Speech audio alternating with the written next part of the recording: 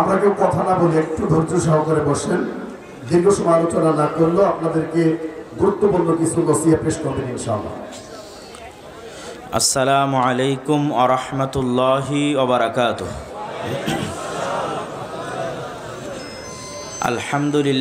আলহামদুলিল্লাহি ওয়াহদাহু ওয়াসসালাতু ওয়াসসালামু আলা মান লা নাবিয়্যা বা'দাহু।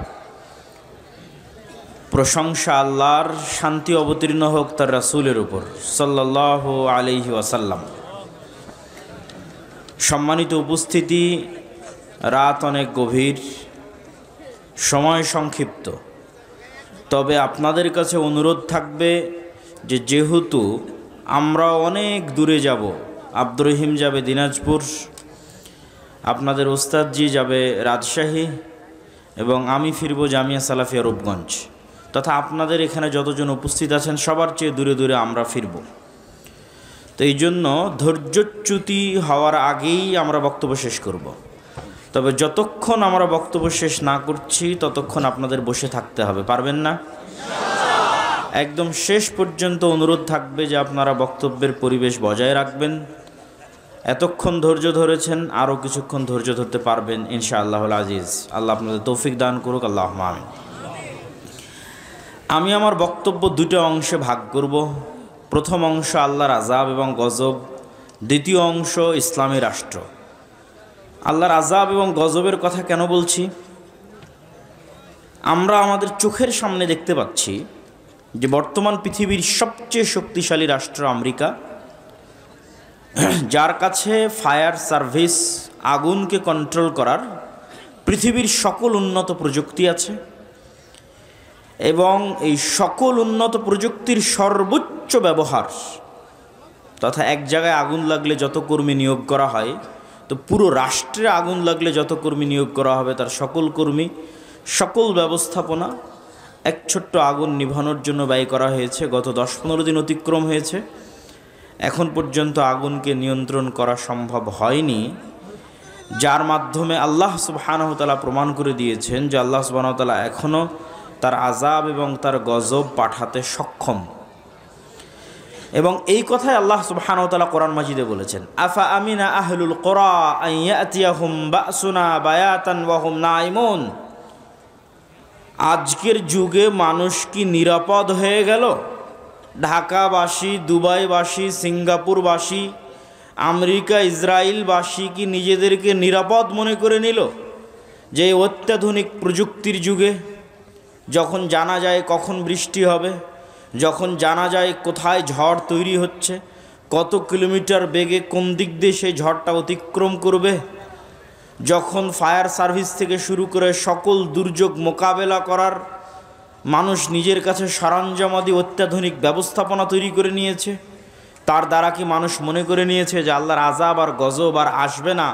এমতো অবস্থায় যে মানুষ রাতে ঘুমন্ত, এমতো অবস্থায় যে মানুষ দুপুরের পর বিশ্রাম করছে, এমতো অবস্থায় যে মানুষ দিনের বেলা খেলাধুলায় মত্ত আছে, এরকম অবস্থায় আল্লাহর আযাব এবং গজব আসবে না, এটা কি মানুষ নিশ্চিত হয়ে গেছে? যদি মানুষ নিশ্চিত হয়ে গিয়ে থাকে তাহলে আল্লাহ সুবহানাহু ওয়া তাআলা এবার নিদর্শন দিচ্ছে যে অতীতে আল্লাহ আমাদের চেয়ে শক্তিশালী জাতিদেরকে ধ্বংস করে দিয়েছে। অতীতে আল্লাহ নিজে বলছেন, আল্লাহ সুবহানাহু ওয়া তাআলা পবিত্র কোরআন মাজিদে বলেন, ওয়া কুল্লান আখাযনা বিযামবিহি। অতীতের আমি যত শহর, নগর, বন্দর ধ্বংস করে দিয়েছি সবগুলো ধ্বংস করেছি পাপের কারণে। ফামিনহুম মান আখাযাতহুমুস সাইহা।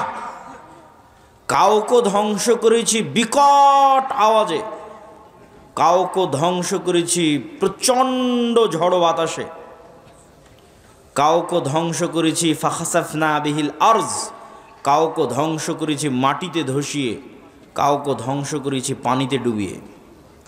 আল্লাহ সুবহানাহু ওয়া তাআলা আরো বলেন যে আমি অতীতে কত শত শহর ও বন্দর ধ্বংস করেছি, যারা অহংকারী হয়ে গেছিল, বাতিরাত মাঈশাতাহা, যাদের উন্নত লাইফস্টাইল, উন্নত জীবনযাপন, উন্নত সভ্যতা তাদেরকে অহংকারী করে তুলেছিল।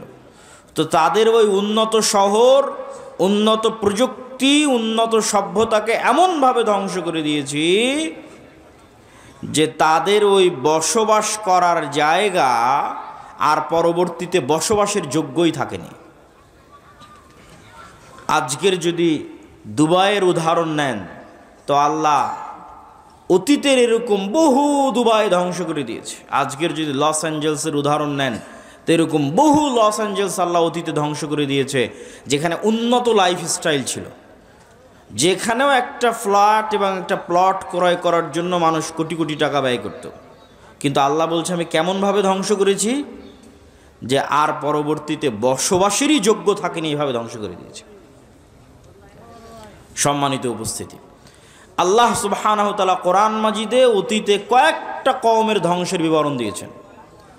আমি সংক্ষিপ্তভাবে আপনাদের সামনে তুলে ধরব। নূহ আলাইহিস সালাতু ওয়াস সালামের কওমের ধ্বংসের বিবরণ দিয়েছেন, লূত আলাইহিস সালাতু ওয়াস সালামের কওমের ধ্বংসের বিবরণ দিয়েছেন, আদ জাতির ধ্বংসের বিবরণ দিয়েছেন, সামুদ জাতির ধ্বংসের বিবরণ দিয়েছেন, ফেরাউনের ধ্বংসের বিবরণ দিয়েছেন, কারুনের ধ্বংসের বিবরণ দিয়েছেন। নূহ আলাইহিস সালাতু ওয়াস সালামকে আল্লাহ সুবহানাহু ওয়া তাআলা তার কওমের নিকটে পাঠিয়েছিলেন তাওহীদের দাওয়াত নিয়ে, আর তিনি দাওয়াতি কাজ করেছেন 50 বছর কম 1000 বছর। আলফা সানাহ ইল্লা 50, কোরআনের আয়াত যে 1000 বছর দাওয়াতি কাজ করেছে, 50 বছর কম, 950 বছর। তো যখন এই দাওয়াতি কাজে তার কওম বিরক্ত হয়ে গেছে, তখন তার কওম বলতেছে ইয়া নূহ, হে নূহ, তুমি অনেক আমাদেরকে ডিস্টার্ব দিয়েছ, ফাতিনা বিমা তাইদুনা, তো এতদিন যে 950 বছর আমাদের ভয় দেখালে যে এইটা না করলে আল্লাহর আযাব এবং গজব আসবে, তো আজকে আল্লাহর সে আযাব এবং গজব নিয়ে আসো যদি তুমি সত্যবাদী হও। নাউজুবিল্লাহ। তারপরে যখন আল্লাহ সুবহানাহু ওয়া তাআলার আদেশ চলে আসলো আফারাত তান্নূর, এবং নূহ আলাইহিস সালাতু ওয়াস সালামের বাড়ির চুলা থেকে পানি বের হওয়া শুরু হলো, তখন আল্লাহ নূহ আলাইহিস সালাতু ওয়াস সালামকে বললেন যে প্রত্যেক জাতি প্রজাতি থেকে এক জোড়া করে উঠিয়ে নিতে তার নৌকাতে। আর কাদেরকে উঠিয়ে নিতে? ওয়ামা আমানা, আর যারা ঈমান আনয়ন করেছে কিন্তু ঈমান আনয়ন করেনি তার সাথে, ওয়ামা আমানা মাআহু ইল্লা কালিল, তার সাথে ঈমান আনয়ন করেছে অতি অল্প সংখ্যক মানুষ। তখন নূহ আলাইহিস সালাতু ওয়াস সালাম তার সন্তানকে বললেন ইয়া বুনাইয়া আরকাব মা'না ওয়ালা তাকুম মা'আল কাফিরিন, হে আমার বৎস, নৌকায় উঠে যাও, কাফেরদের সঙ্গী হয়েও না। তখন তার সন্তান উত্তরে বলছে আমি পৃথিবীর সবচেয়ে উঁচু পাহাড়ে আশ্রয় নিব। ইয়া আসিমুনি মিনাল মা, যে উঁচু পাহাড় তোমার আল্লাহর গজবের এই পানি থেকে আমাকে আশ্রয় দিবে।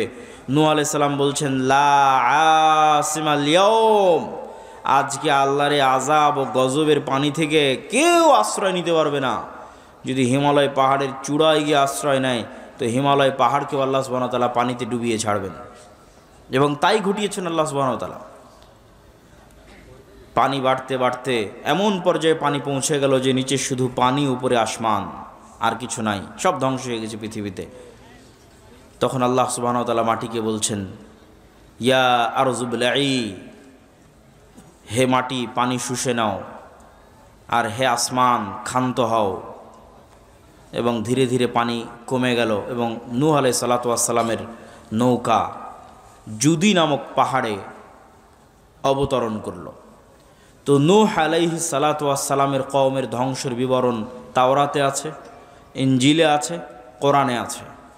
তো নূহ আলাইহিস সালাতু ওয়াস সালামকে যে ভয়াবহ বন্যা দিয়ে আল্লাহ ধ্বংস করেছেন, আজকের লস অ্যাঞ্জেলসের আগুন তার তুলনায় কিছুই কিছুই কিছুই কিছুই না। তারপরে যদি আসে লূত আলাইহিস সালাতু ওয়াস সালামের কথা, লূত আলাইহিস সালাতু ওয়াস সালামের কওম পৃথিবীতে এমন নিকৃষ্ট গুনাহ করেছিল যা অতীতে পৃথিবীতে আর কেউ কোনোদিন করেনি। আর ওই ভয়ঙ্কর ভয়াবহ গুনাহ থেকে বাঁচানোর জন্য লূত আলাইহিস সালাতু ওয়াস সালাম তার কওমের মাঝে দাওয়াতি কাজ করতেন। তার কওমের উত্তর কী ছিল? তার কওমের উত্তর এটা ছিল যে তুমি যখন এতই পবিত্র তা আমাদের সাথে থাকার দরকার নেই, আমরা সব অপবিত্র, তুমি পবিত্র, তুমি আমাদের এলাকা ছেড়ে চলে যাও। এবং যখন তারা লূত আলাইহিস সালাতু ওয়াস সালামকে এইভাবে তাকে উত্তর দিল। তখন আল্লাহ ফেরেশতা পাঠালেন। ফেরেশতা ইব্রাহিম আলাইহিসসালাম হয়ে লূত আলাইহিসসালামের নিকটে গেল, সুন্দর সুদর্শন কিশোর এবং যুবকের আকৃতিতে। তখন ওই অঞ্চলের যারা মানুষ, নিকৃষ্ট পশুতুল্য মানুষ, তারা তখন তাদের লোলুপ দৃষ্টি এই ফেরেশতাদের দিকে দিল। লূত আলাইহিস সালাম তখনও জানতেন না তারা ফেরেশতা। তখন লূত আলাইহিস সালাম ভয় পেয়ে গেলেন। আলাইসা মিনকুম রাজুলুর রাশিদ, তোমাদের মধ্যে কি একজনও পবিত্র মানুষ নাই? এবং তিনি আফসোস করে বললেন যে আমি আশ্রয় গ্রহণ করছি ইলা রুকনিন শাদীদ, তথা আল্লাহর নিকটে আশ্রয় প্রার্থনা করতেছেন। আল্লাহর আশ্রয় ছাড়া আমার বাঁচার জায়গা নাই। আজকে তোমরা আমার মেহমানদের সামনে আমার মেহমানকে তোমরা আজকে অপমান করবা। তখন এবার মেহমানেরা উত্তর দিয়ে বলছে ইন্না রাসূলু রাব্বিক। লূত আলাইহিস সালাম ভয় পাওয়ার কিছু নাই, আমরা আল্লাহর পক্ষ থেকে পাঠানো ফেরেশতা। আপনি এক্ষুনি এই মুহূর্তে এই শহর ত্যাগ করেন। ওয়ালা ইয়ালতাফিত, পিছনে ফিরে তাকাবেন না। তাদের লাস্ট টার্গেট হচ্ছে মাউইদুহুমুস সুবহ, সকাল, সকালে ধ্বংস হয়ে যাবে। আলাইসা সুবহ করিব, সকাল কি অতি নিকটে নয়? সকাল হওয়ার আগে শহর ত্যাগ করেন, পিছনে ফিরে তাকাবেন না, স্ত্রীকে সাথে নেবেন না, সেও তাদের অন্তর্ভুক্ত হবে, আযাবের অন্তর্ভুক্ত হবে। এবার আল্লাহ বলছে জাআলনা আলিয়াহা সাফিলাহা, ওই শহরকে আমি কি করলাম জানো? ওই শহরকে এইভাবে উল্টিয়ে দিলাম, তার উপর অংশ করে দিলাম নিচে, নিচের অংশ করে দিলাম উপরে। ওয়া আরসালনা আলাইহিম হিজারাতাম মিন সিজিল, আর তাদের উপর পাঠাতে থাকলাম আসমান থেকে আগুনের পাথর বৃষ্টি। আগুনের পাথর বৃষ্টি আসমান থেকে পাঠাতে থাকলাম, শহরকে উল্টিয়ে দিলাম। তো এই যে ভয়ঙ্কর ভয়াবহ গজব আল্লাহ নাজিল করলেন, তার তুলনায় এই লস এঞ্জেলসের আগুন কিছুই নয়। এবার 3 আদ জাতি। আর আমি আদ জাতির নিকটে পাঠিয়েছি আখাহুম হুদ, তাদের ভাই হুদকে। আমি আদ জাতির নিকটে পাঠিয়েছি হুদ আলাইহিস সালাতু ওয়াস সালামকে। আর এই প্রত্যেক নবীর দাওয়াত কমন ছিল, ইয়া কওমি ইবুদুল্লাহ, হে আমার কওম আল্লাহর ইবাদত করো, আল্লাহ ব্যতীত ইবাদতের যোগ্য কেউ নাই। তো আদ জাতি কি উত্তর দিল? আদ জাতিকেও হুদ আলাইহিস সালাতু ওয়াস সালাম বলেছিলেন আল্লাহর ইবাদত না করলে আল্লাহর গজব আসবে। তখন আদ জাতি উত্তরে বলেছিল মান আশাদ্দু মিন্না কুওয়া, হুদ তুমি আমাদেরকে আল্লাহর আযাবের গজবের ভয় দেখাও। তুমি বলো তো এই পৃথিবীতে আমাদের চেয়ে কেউ শক্তিশালী আছে? আমাদের চাইতে এই পৃথিবীতে কেউ কি শক্তিশালী আছে যে তুমি আমাদেরকে গজবের ভয় দেখাও, আযাবের ভয় দেখাও? তো মজাকের কথা যে আদ জাতির উপর গজব আসবে। যেমন আমাদের কাছে মজাক মনে হতে পারে আজকের পৃথিবীর সবচেয়ে শক্তিশালী রাষ্ট্র ইসরায়েল, সবচেয়ে শক্তিশালী রাষ্ট্র আমেরিকা, তাদের উপর আবার কি আসতে পারে, আর তাদেরকে কে আবার ক্ষতিগ্রস্ত করতে পারে? ঠিক যেভাবে আদ জাতি বলেছিল মান আশাদ্দু মিন্না কুওয়া, তখন আল্লাহ বলেছিলেন আওয়ালাম ইয়ারাও, তারা কি জানে না আন্নাল্লাহাল্লাযী খালাকাহুম, যে তারা যতই শক্তিশালী হোক, যতই উন্নত সভ্যতার হোক, তার শক্তি বাড়তে বাড়তে বাড়তে বাড়তে পৃথিবীর মানুষের শক্তি সভ্যতার যদি শেষ সীমায় পৌঁছে যায়, তবুও লাস্ট রেজাল্ট হচ্ছে আল্লাহ তাদের সৃষ্টিকর্তা আর ওরা সৃষ্টিজীব। তো শক্তি কার বেশি হবে? সৃষ্টিকর্তার বেশি হবে। এটাই যুক্তির কথা, এটাই লজিকের কথা। তো আমেরিকা ইসরায়েলের শক্তি যতই বেশি হোক, আল্লাহ সুবহানাহু ওয়া তাআলা আমেরিকা এবং ইসরায়েলের যদি সৃষ্টিকর্তা হন, তাহলে দিন শেষে শক্তি কার বেশি? আল্লাহর বেশি।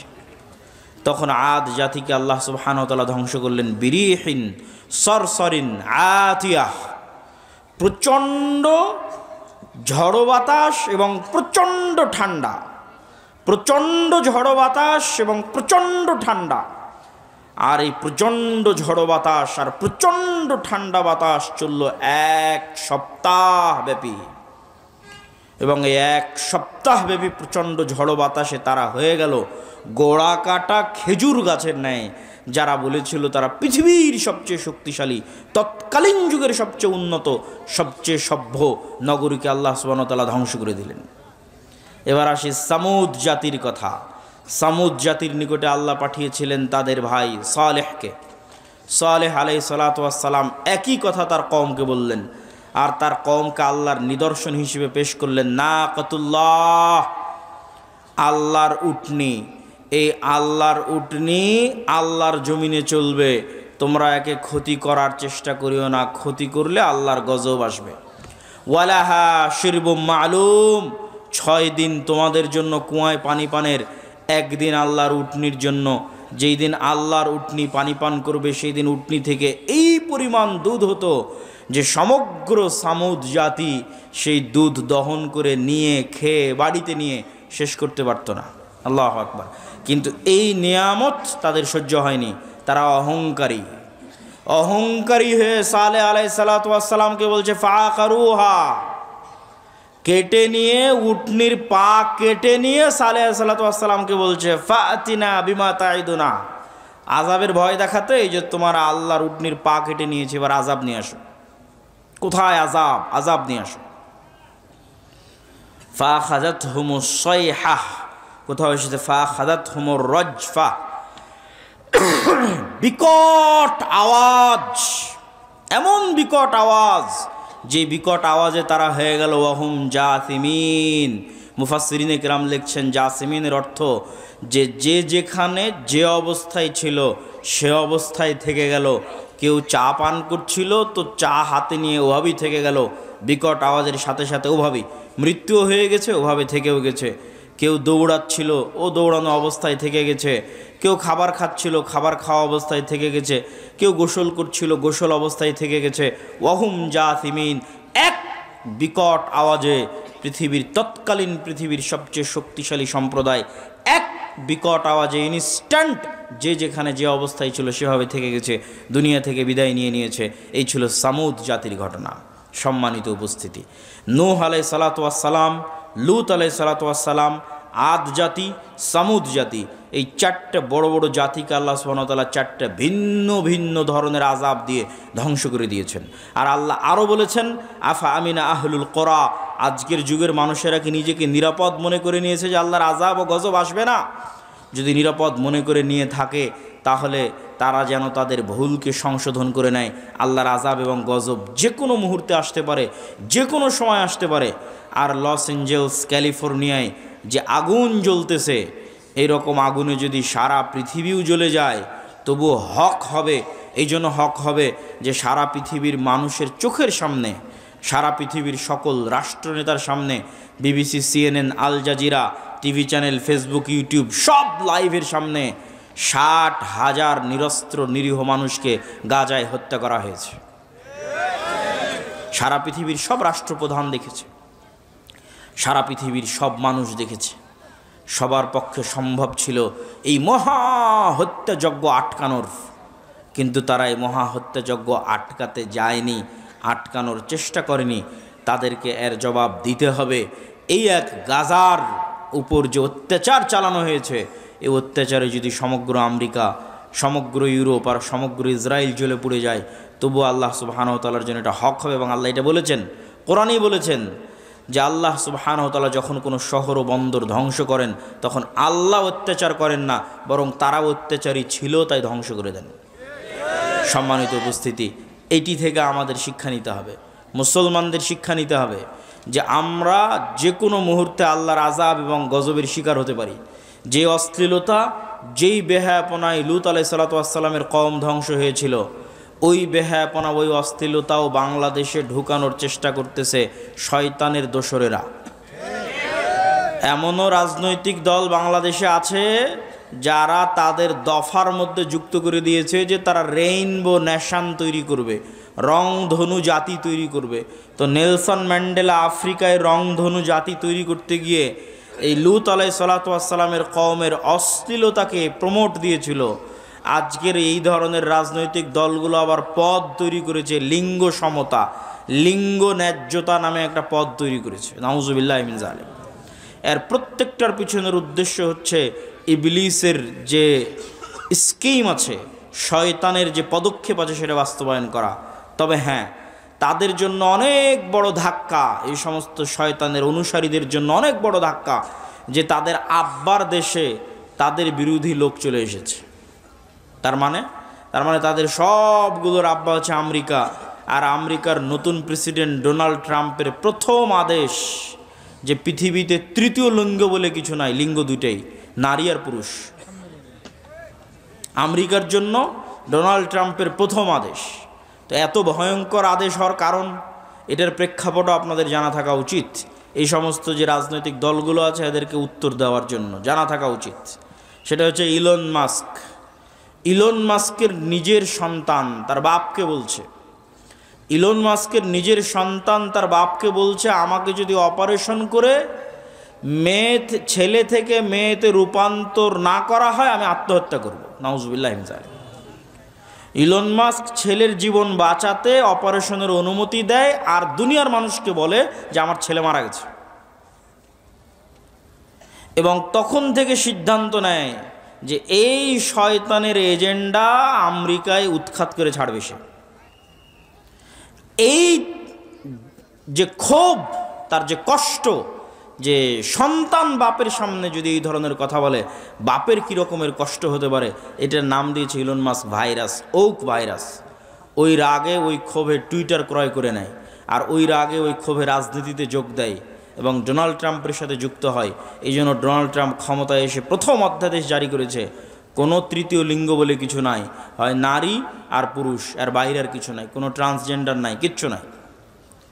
এখান থেকে আমাদের শিক্ষা নেওয়ার আছে যে আমাদের দেশে যারা অতি সেকুলার হয়ে, অতি উদার হয়ে মুসলিম দেশে রাজনীতি করবে, অথচ রেইনবো ন্যাশনের নামে রাজনীতি করবে, লিঙ্গ সমতার নামে পদ তৈরি করে রাজনীতি করবে, এদের রাজনীতি করার অধিকার বাংলাদেশে নাই। আমি ওই দলকে নাম না নিয়ে উদাত্ত আহ্বান জানাবো যে বাংলাদেশের মানুষের মনোভাব, বাংলাদেশের মানুষের সামাজিক মূল্যবোধ বোঝার চেষ্টা করতে হবে। আল্লাহর চেয়ে শক্তিশালী কেউ নয়। আদ সামুদ জাতি ধ্বংস হয়ে গেছে, নূহ আলাইহিস সালাতু ওয়াস সালামের কওম, লূত আলাইহিস সালাতু ওয়াস সালামের কওম ধ্বংস হয়ে গেছে। অশ্লীলতা ছড়াতে চাইলে ধ্বংস হয়ে যেতে হবে। বক্তব্যের দ্বিতীয় অংশ, বক্তব্যের প্রথম অংশ শেষ, বক্তব্যের দ্বিতীয় অংশ, ইসলামী রাষ্ট্র। ইসলামী রাষ্ট্র প্রতিষ্ঠা করার বিষয়টা এখন বাংলাদেশে অন্যতম একটি আলোচিত ইস্যু। কেউ কেউ মনে করতেছে তারা ভোটের মাধ্যমে, রাজনীতি করে, গণতন্ত্রের মাধ্যমে ইসলামী রাষ্ট্র প্রতিষ্ঠা করবে, অথচ আমরা কোরআন এবং হাদিস পড়ে বুঝতেছি যে আপনি ততক্ষণ পর্যন্ত মুমিন হতে পারবেন না যতক্ষণ না আপনি তাগুতের কাফের না হবেন। আপনি ততক্ষণ মুমিন হতে পারবেন না যতক্ষণ না আপনি নিজেকে কাফের বলে ঘোষণা করবেন যে আমি তাগুতের কাফের।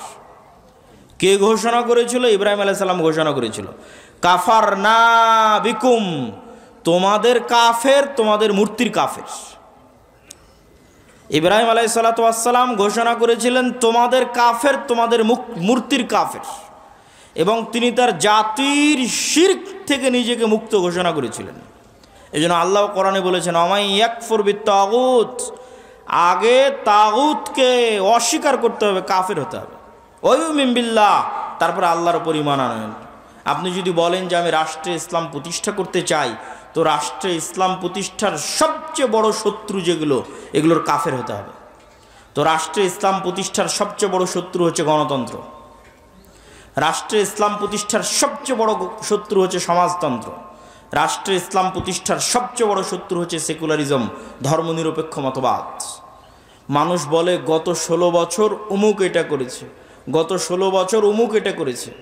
এইটা কেন কেউ বলে না গত 16 বছর কি দেশ ইসলামী আইন অনুযায়ী চলতো? কথা বলেন, ইসলামী আইন অনুযায়ী চলতো? গত 16 বছর দেশ চলতো গণতান্ত্রিক নিয়ম অনুযায়ী, তাই নয় কি? গত 16 বছর দেশ চলতো ধর্মনিরপেক্ষ মতবাদ অনুযায়ী। তাহলে গত 16 বছরে আয়নাঘর কোনো ব্যক্তি তৈরি করেনি, গণতন্ত্র নিজে তৈরি করেছে। গত 16 বছর হাজারো লক্ষ মানুষকে গুম কোনো ব্যক্তি করেনি, ধর্মনিরপেক্ষ মতবাদ নিজে খুন এবং গুম করেছে। কিন্তু এইটা মুসলমানদের বুঝতে দেওয়া হয় না। মুসলমানদের সামনে একটা মূলা ঝুলিয়ে দেওয়া হয়, যখনই সিস্টেম কাজ করে না তখন ওই সিস্টেমের যে প্রধান থাকে ওর উপর রাগ উঠিয়ে দেওয়া হয়, তারপরে প্রধান যখন সরে যায় রাগ শেষ, সিস্টেম তো ওইটাই আছে। আপনাকে বুঝতে হবে যে গুণ, খুম, আয়নাঘর সিস্টেম তৈরি করেছে, গণতান্ত্রিক সিস্টেম তৈরি করেছে, সেকুলার সিস্টেম তৈরি করেছে। এই সিস্টেম যদি থাকে জুলুম থাকবে, এই সিস্টেম যদি থাকে অন্যায় অবিচার থাকবেই থাকবে। ব্যক্তির সাথে অন্যায় অবিচার সম্পৃক্ত নয়, সিস্টেমের সাথে অন্যায় অবিচার সম্পৃক্ত। আমরা শুধু নামে স্বাধীন হয়েছি, কিন্তু নিয়ম কানুন, শিক্ষা ব্যবস্থা, আইন আদালত সব কিছু ব্রিটিশদের রেখে যাওয়া। ওই সিস্টেমেই চলতেছে। ব্রিটিশ আর্মিতে যে আইন ছিল ওই আইন পাকিস্তান আর্মিতে, পাকিস্তান আর্মিতে ওই আইন ইন্ডিয়ান আর্মিতে, ইন্ডিয়ান আর্মির আইন পাকিস্তান আর্মিতে, পাকিস্তান আর্মির আইন বাংলাদেশ আর্মিতে, সব জায়গায় ব্রিটিশ আইন চলতেছে। সম্মানিত উপস্থিতি, তাহলে আপনি যতক্ষণ ওই সিস্টেমের কাফের না হবেন ততক্ষণ আপনি ইসলামকে রাষ্ট্র ক্ষমতায় প্রতিষ্ঠা করবেন। এটা অলীক স্বপ্ন, এটা অলীক কল্পনা যে সেকুলারিজমের মধ্যে দিয়ে ইসলাম রাষ্ট্র ক্ষমতায় প্রতিষ্ঠিত হবে। বিকৃত ইসলাম প্রতিষ্ঠিত হতে পারে, কম্প্রোমাইজড ইসলাম প্রতিষ্ঠিত হতে পারে, অবিকৃত শক্তিশালী ইসলাম কখনো এই সমস্ত তন্ত্রমন্ত্র দিয়ে প্রতিষ্ঠিত হবে না, যে তন্ত্রমন্ত্রকে তৈরি করা হয়েছে ইসলাম যেন রাষ্ট্র ক্ষমতায় যেতে না পারে তার জন্য। 2 নাম্বার, রাষ্ট্র ক্ষমতায় ইসলাম প্রতিষ্ঠা করার কি আমরা মুসলমানেরা যোগ্য? এইটার উত্তর আপনাকে দিতে হবে। ইসলামের রাষ্ট্র ক্ষমতার ব্র্যান্ডিং হচ্ছে ন্যায় বিচার এবং সত্যবাদিতা। এটা হচ্ছে রাষ্ট্র ক্ষমতায় ইসলামের ব্র্যান্ডিং। মোহাম্মদ বিন কাসেম যখন সিন্ধুতে অভিযান করে, তারেক বিন জিয়াদ যখন স্পেনে অভিযান করে, ইতিহাস ঘেটে দেখেন যে সিন্ধুতে অভিযান করেছে ইসলাম প্রচারের জন্য না অন্যায় দূর করার জন্য? স্পেনে অভিযান করেছে, সিন্ধুতে অভিযান করেছে ইসলাম প্রচারের জন্য না অন্যায় দূর করার জন্য? ইতিহাস ঘেটে দেখবেন যে প্রত্যেকটা আক্রমণাত্মক যুদ্ধ হয়েছে ওই অঞ্চলের অত্যাচারিত মাজলুম মানুষকে মুক্তি দিয়ে তাদের মধ্যে ন্যায় প্রতিষ্ঠা করার জন্য। এমনকি বাংলাদেশে ইখতিয়ার উদ্দিন মোহাম্মদ বিন বখতিয়ার খিলজি থেকে শুরু করে শাহজালাল থেকে শুরু করে যারাই বাংলাদেশে অভিযান পরিচালনা করেছে তাদের প্রত্যেকের উদ্দেশ্য ছিল বাংলাদেশের মানুষকে জুলম থেকে মুক্তি দেওয়া। এই একই কথা রাসূলুল্লাহ সাল্লাল্লাহু আলাইহি ওয়াসাল্লাম ঈসা আলাইহিস সালাতু ওয়াস সালামের ক্ষেত্রে বলে গেছেন যে ঈসা আলাইহিস সালাম যখন রাষ্ট্রনেতা হবেন তখন হাকামান মুকসিতা, সারা পৃথিবীতে ন্যায় বিচার প্রতিষ্ঠা করবেন। এটা হচ্ছে ইসলামের ব্র্যান্ডিং, যে ইসলাম রাষ্ট্র ক্ষমতায় গেলে ন্যায় বিচার প্রতিষ্ঠা হবে। তাহলে প্রশ্ন হচ্ছে, মুসলমান যদি নিজে ন্যায়পরায়ণ না হয় কিভাবে সে রাষ্ট্র ক্ষমতায় ন্যায় বিচার প্রতিষ্ঠা করবে? আপনাকে আমি আরও উদাহরণ দিয়ে বুঝাই, এখানে আপনারা উপস্থিত আছেন, উদাহরণগুলো বুঝবেন। বাবা মারা গেছে, বোন বাবার সম্পত্তিতে যা সম্পদ পাবে আপনি ন্যায়ের সাথে সেটি বুঝিয়ে দিয়েছেন কিনা? প্রশ্ন। আপনি আপনার আশেপাশের পাড়া প্রতিবেশী সবার দিকে তাকিয়ে দেখেন যে সে ন্যায়ের সাথে বুঝিয়ে দিয়েছে কিনা। একদল পাবেন দেয়নি, একদল পাবেন যদি দিয়ে থাকে তো দামি জমিটা নিজের কাছে রেখেছে, বিলের জমিটা বোনকে দিয়েছে। তাহলে এই যে ব্যক্তি যে সামান্য তার পরিবারে তার বোনের উপর ন্যায় প্রতিষ্ঠা করতে পারলো না, ওই ব্যক্তিকে যদি রাষ্ট্র ক্ষমতা দেওয়া হয় তাহলে গত 16 বছর যা দুর্নীতি হয়েছে ও তার চেয়ে বেশি দুর্নীতি করবে। গত 16 বছর যা জুলম হয়েছে ও তার চেয়ে বেশি জুলম করবে। ওকে হবে না, কেননা রাষ্ট্র ক্ষমতা ইসলাম মানে ন্যায় বিচার প্রতিষ্ঠা হওয়া। তো সে তো দুর্নীতিগ্রস্ত, সে কিভাবে ন্যায় বিচার প্রতিষ্ঠা করবে? আপনি সমাজে তাকিয়ে দেখেন যে প্রত্যেকটা সেক্টরে সেক্টরে, এলাকায় এলাকায়, সমাজে সমাজে যৌতুকের ভিত্তিতে বিবাহ হচ্ছে। যৌতুকের ভিত্তিতে বিবাহ অন্যায়, মানুষের প্রতি অন্যায়। আমি এখন ন্যায় এবং অন্যায় বলতে সালাত সিয়ামের অন্যায় বুঝাচ্ছি না, এক মানুষের সাথে আর এক মানুষের প্রতি অন্যায়। তো যে যৌতুকের ভিত্তিতে যেই পরিবার বিবাহ করছে, যৌতুকের ভিত্তিতে যেই বিবাহে পুরো এলাকা, পুরো গ্রাম, কাজী, আলেম, হুজুর, হাজি সব অংশগ্রহণ করতেছে, এই আলেম, এই কাজী, এই হুজুর আর এই বিবাহকারী পাত্র আর এই বিবাহকারী ছেলেপক্ষ, এদেরকে রাষ্ট্র ক্ষমতায় দেওয়া হলে এরা গত 16 বছরের চেয়ে বড় দুর্নীতিবাজ হবে।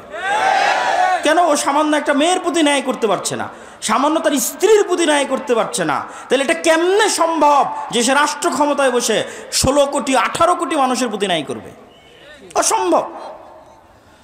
তো এই জন্য যদি মুসলমানেরা বলে যে আমাদের রাষ্ট্র ক্ষমতা দরকার, তাহলে মুসলমানদেরকে আগে উন্নত পার্সোনালিটি, উন্নত ব্যক্তিত্ব এবং ন্যায় পরায়ণ যে ব্যক্তিত্ব যা নবীদের ছিল, যা রাসূলদের ছিল, সেই ন্যায়পরায়ণ ব্যক্তিত্ব অর্জন করতে হবে, ন্যায় বিচার প্রতিষ্ঠা করার সক্ষমতা অর্জন করতে হবে। আপনি ইসলামী দলে যান, সংগঠনে যান, মসজিদে যান, মাদ্রাসায় যান, যত বিভেদ বিভক্তি আছে সেখানে যান, প্রত্যেকটা জায়গায় দেখবেন অন্যায় জড়িত। ইসলামী দলের আমির ওই কর্মীকে পদ দিয়েছে যে বেশি চামচামি করে, আর যে রাত দিন পরিশ্রম করেছে ওকে বের করে দিয়েছে। তাহলে সে তার দলে ন্যায় প্রতিষ্ঠা করতে পারেনি, ও রাষ্ট্রে কিভাবে ন্যায় প্রতিষ্ঠা করবে? জালেম। জুলম কখনো ইসলামী রাষ্ট্রের মানদণ্ড হতে পারে না, ন্যায় ইসলামী রাষ্ট্রের মানদণ্ড। আর সত্যবাদিতা, আপনি মুসলমানদের কাছে যান, ইউরোপ এবং আমেরিকায় বসবাসরত মুসলমান, অধিকাংশ মুসলমান তাদের কাফের রাষ্ট্রের কাছে, খ্রিস্টান রাষ্ট্রের কাছে মিথ্যা বলে অতিরিক্ত টাকা নিচ্ছে। মুসলমান মিথ্যা বলছে, সে নামাজ পড়ে, বলছে আমি কালেমা পড়ি, আশহাদু আল্লা ইলাহা ইল্লাল্লাহ বলে, আশহাদু আন্না মুহাম্মাদুর রাসূলুল্লাহ বলে, কিন্তু সেই মুসলমান মিথ্যা বলছে আর এক কাফেরের কাছে একটু টাকা বেশি নেওয়ার জন্য পুরো জীবনটা মিথ্যার উপর পার করে দিচ্ছে। আপনাদের এই নরসিংদী, নারায়ণগঞ্জ, রূপগঞ্জ অঞ্চলেও যেহেতু কিছুদিন থেকে থাকা হচ্ছে, সেহেতু দেখতেছি নির্বাচনের সময় মানুষ 2 এমপি পদপ্রার্থীর থেকে টাকা নিয়ে বলেছে তাকে ভোট দিবে। তার মানে সে মিথ্যুক। তাহলে একজন মিথ্যুক মানুষ কিভাবে নেতা হবে? একজন মিথ্যুক মানুষ কিভাবে দেশ ও জাতির দায়িত্ব নিবে? এটা অসম্ভব। আজকের যুগের মুসলমানদের ব্যক্তিত্ব মক্কার কাফের মুশরিকদের ব্যক্তিত্বের চাইতে নিম্নমানের। কিভাবে? এখনই আলোচনা শুনলেন আবু তালেব কাফের, আবু তালেব মুশরিক, কিন্তু একটা প্রমাণ দেখান দেখি যে আবু তালেব কোনোদিন মিথ্যা বলেছে? আবু তালেব কোনোদিন তার মুখের ওয়াদা রক্ষা করেনি। মুখের কথা রক্ষা করতে গিয়ে 3 বছর, মুখের কথা রক্ষা করতে গিয়ে 3 বছর ভাতিজার সাথে না খেয়ে জীবন পার করেছে। তার নাম আবু তালেব। মানে রক্তে নেতৃত্বের গুণ আছে। রক্তে কিসের গুণ আছে? নেতৃত্বের গুণ আছে। মিথ্যা বলে নেতা হওয়া যায় না, কথা রক্ষা না করে নেতা হওয়া যায় না। আবু তালেব নেতা, he is a by born leader, জন্মগত নেতা। জন্মগত নেতা দেখে মুখের কথার দাম রক্ষা করার জন্য ভাতিজার সাথে 3 বছর না খেয়ে জীবন পার করে দিয়েছে। আবু সুফিয়ান নেতা, লিডার, নেতৃত্বের যোগ্যতা আছে, কাফের মুশরিক, কিন্তু ব্যক্তিত্ব আছে। তার চিরন্তন শত্রুর বিরুদ্ধে মিথ্যা বলেনি। হিরাক্লিয়াসের দরবারে দাঁড়িয়ে আপনার একটা রাজনৈতিক দলের নেতাকে জিজ্ঞেস করেন, তার বিপরীত রাজনৈতিক দল সম্পর্কে যা বলবে 16 আনাই মিথ্যা। এই পুরো গণতান্ত্রিক রাজনীতি দাঁড়িয়ে আছে মিথ্যার উপর। পুরো গণতান্ত্রিক সিস্টেম দাঁড়িয়ে আছে মিথ্যার উপর। মিথ্যা না বললে গণতন্ত্র চলে না, মিথ্যা না বললে গণতন্ত্রে নেতা হওয়া যায় না, মিথ্যা এবং দুর্নীতি না করলে গণতন্ত্রে নিজের গদি টিকিয়ে রাখা যায় না। গণতন্ত্র সিস্টেমটাই এমন যে সিস্টেম আপনাকে মিথ্যা বলতে বাধ্য করবে। তো মিথ্যা বলে আপনি কিসের নেতা হবেন? কিসের রাষ্ট্রে ইসলাম প্রতিষ্ঠা করবেন? অন্যায় করে মিথ্যা বলে রাষ্ট্রে ইসলাম প্রতিষ্ঠা করা সম্ভব নয়। মুসলমানরা যদি বলে যে আমরা রাষ্ট্রে ইসলাম প্রতিষ্ঠা করতে চাই, তাহলে আগে মুসলমানদেরকে দায়িত্ব নিতে হবে যে তারা ইনজাস্টিস, অন্যায়ের বিরুদ্ধে শক্ত থাকবে। যেমন আজকে নরসিংদীর যুবকেরা যদি বলে যে হ্যাঁ তারা রাষ্ট্রে ইসলাম প্রতিষ্ঠা করতে চায়, তাহলে তুমি আগে নিশ্চিত করো যে তোমার নরসিংদীর নোয়াগাঁওয়ে কোথাও যেন একটা মেয়েরও যৌতুকের ভিত্তিতে বিবাহ না হয়। জুলম হবে আর মুসলমান চাই দেখবে ওই মুসলমানকে আল্লাহ নেতা বানাবে, নাউজুবিল্লাহি মিন যালিক। জুলম হবে, মুসলমান চাই দেখবে আর সেই মুসলমানকে আল্লাহ নেতা বানাবে ইসলামের নামে। আস্তাগফিরুল্লাহ আল আযীম। তুমি যদি বলো রাষ্ট্রে ইসলাম প্রতিষ্ঠা করতে চাই, তো ওখানে মৃত্যুবরণ করেছে, ওই মৃত্যুর জানাজায় উপস্থিত হয়ে ওর মেয়েকে তার সম্পত্তি বুঝিয়ে দিতে বাধ্য করে তারপর উঠে আসো। ডিসেন্ট্রালাইজেশন, কেন্দ্রীয় রাষ্ট্র ক্ষমতাকে ডিসেন্ট্রালাইজেশন করো, বিকেন্দ্রীকরণ করো। নিজের পরিবার, নিজের সমাজে ন্যায় প্রতিষ্ঠা করো। একবার ন্যায় প্রতিষ্ঠা করার সংগ্রামে নেমে গেলে আল্লাহ তোমাকে রাষ্ট্র ক্ষমতা এমনি দিয়ে দিবে ইনশাআল্লাহ।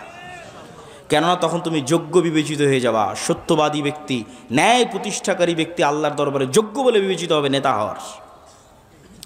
আর যদি ওই কম্প্রোমাইজ করার স্বভাব না থাকে, যে গণতন্ত্রের সাথে কম্প্রোমাইজ, সমাজতন্ত্রের সাথে কম্প্রোমাইজ, সেকুলারিজমের সাথে কম্প্রোমাইজ, ধর্ম বিক্রি করে দেওয়ার সাথে কম্প্রোমাইজ, নিজের দিনের উপর আত্মবিশ্বাস নাই, তখন আমি শিখতে বলেছি, যুবকেরা নিজের দিনের উপর আত্মবিশ্বাস ফিরিয়ে আনতে তোমরা দুটো জাতিকে দেখবা, একটা ইহুদি আর একটা হিন্দু। দূরের কথা বাদ দিলাম, আজকে পার্শ্ববর্তী দেশ ভারতের কথাও যদি ধরি, যে বিজিবি এবং বিএসএফের সীমান্তে যে গণ্ডগোল, এই গণ্ডগোল নিয়ে ফেসবুকে যুবকেরা লেখালেখি করছে, হাসি ঠাট্টা ট্রল করছে যে ভারতের হিন্দুরা গরুর মূত্র পান করে, এটা নিয়ে হাসি ঠাট্টা এবং ট্রল। তো আমার কথা হচ্ছে, ভারতের ওই হিন্দু যে গরুর মূত্র পান করে, আর গরুর মূত্র পান করা একটা ভ্রান্ত কাজ হলেও এই ভ্রান্ত কাজের উপর ওর বিশ্বাস কত অটল, ওর বিশ্বাস কত অবিচল, যে একটা ভ্রান্ত কাজকে রাষ্ট্রে পর্যন্ত প্রতিষ্ঠিত করেছে। আর তুমি কত বড় মরদ, কত বড় সাহসী যে তোমার নবীর সুন্নাত না তোমার জীবনে, না তোমার বাড়িতে, না তোমার পরিবারে, না তোমার রাষ্ট্রে, তো তুমি কিসের সাহসী, কিসের বীর পুরুষ? বীর পুরুষ সেই যে তার নিজের দিনের উপর অটল। ইহুদিদেরকে দেখে আসো যে তার দিনের কোনো একটা বিষয়ে ছাড় দেয় কিনা।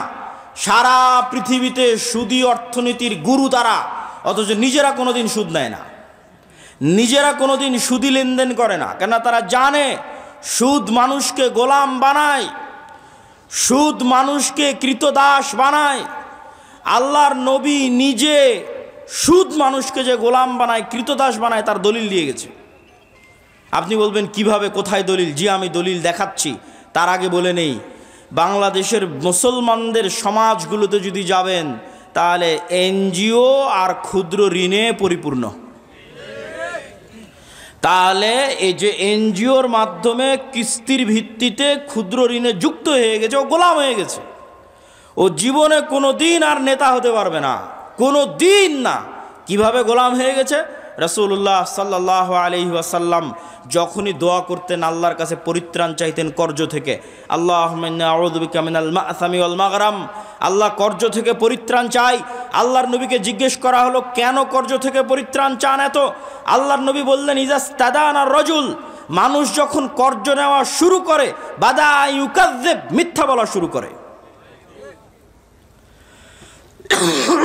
আল্লাহর নবী বললেন, যখনই কর্জ নেওয়া শুরু করে, মিথ্যা বলা শুরু করে, 1 টাকা 10 টাকা 15 টাকা 20 টাকা কর্জ নিয়েছে, পরের দিন টাকা চাইতে যাবে, মিথ্যা বলবে। মিথ্যা বলবে না? মিথ্যা বলবে।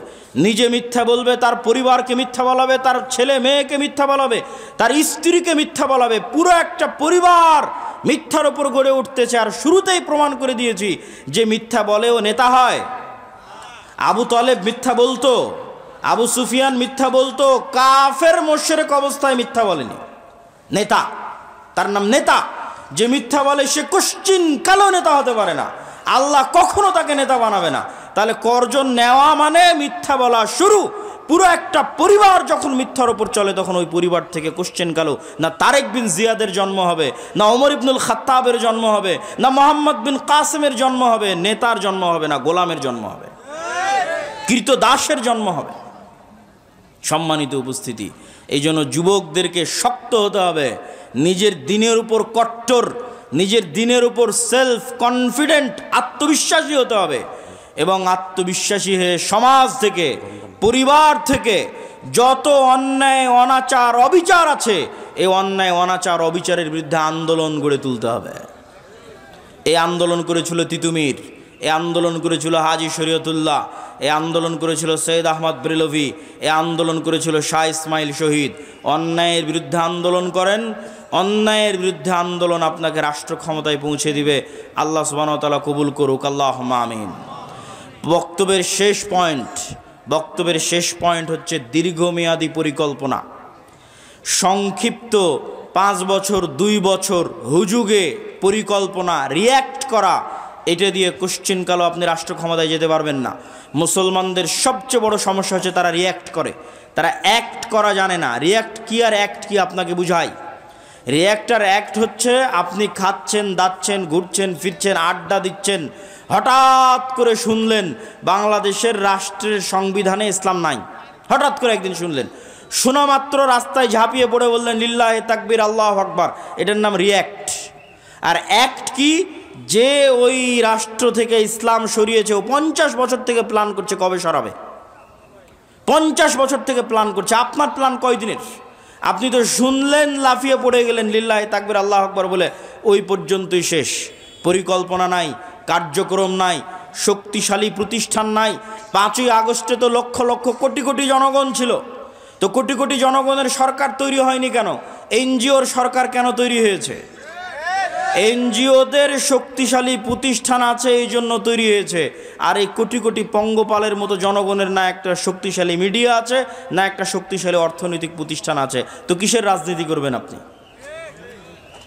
আমেরিকায় গিয়ে দেখেন ইহুদিরা সংখ্যায় কত, 2%ও না, 1%ও না, অথচ শক্তিশালী প্রতিষ্ঠান থাকার কারণে বাইডেন ক্ষমতায় আসুক আর ট্রাম্প ক্ষমতায় আসুক, রাষ্ট্রের ক্ষমতা তাদের থাকে। আর মুসলমানেরা দীর্ঘমেয়াদী পরিকল্পনা নাই।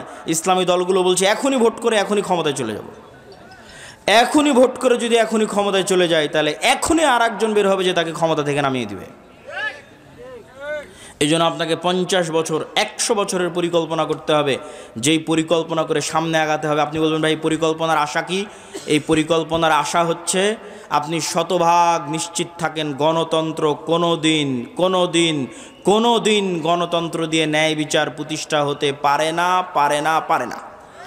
কোনো দিন ধর্মনিরপেক্ষ মতবাদ দিয়ে ন্যায় বিচার প্রতিষ্ঠা হতে পারে না। নতুন আর যত তন্ত্রমন্ত্র সংবিধানে ঢুকানো হচ্ছে, এগুলো দিয়ে ন্যায় বিচার প্রতিষ্ঠা হবে না।